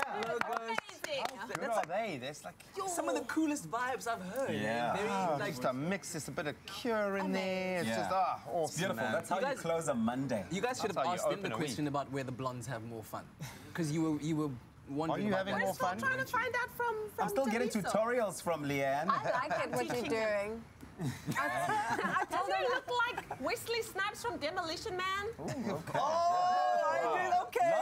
Last week, someone sent in a message saying I look like Somizi. I put out a call on my social media to ask if I actually do look like Somizi, and the answer is no. The people think I don't look like Somizi. So The people have emphatically so. spoken. You've been told, man. But listen, dude, Dylan, thank you very much for joining us. We're wishing you all of the best in 2019. Send our regards and love to your little daughter. She's absolutely man, all super the cute. best, dude.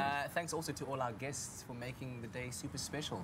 Thanks for choosing to start the day And with if you us. still haven't done that love language test, it's really simple. All you just do is Google it, and you'll be able to do it quick and easy and just be You're loving amazing, dude. and You're awesome amazing, in you're 2019. amazing, you're all I still amazing. think French You're should be wonderful. one of them. That's just my opinion. French Okay, kissing should we're always be a language. Bye, guys. Oh, bye, guys.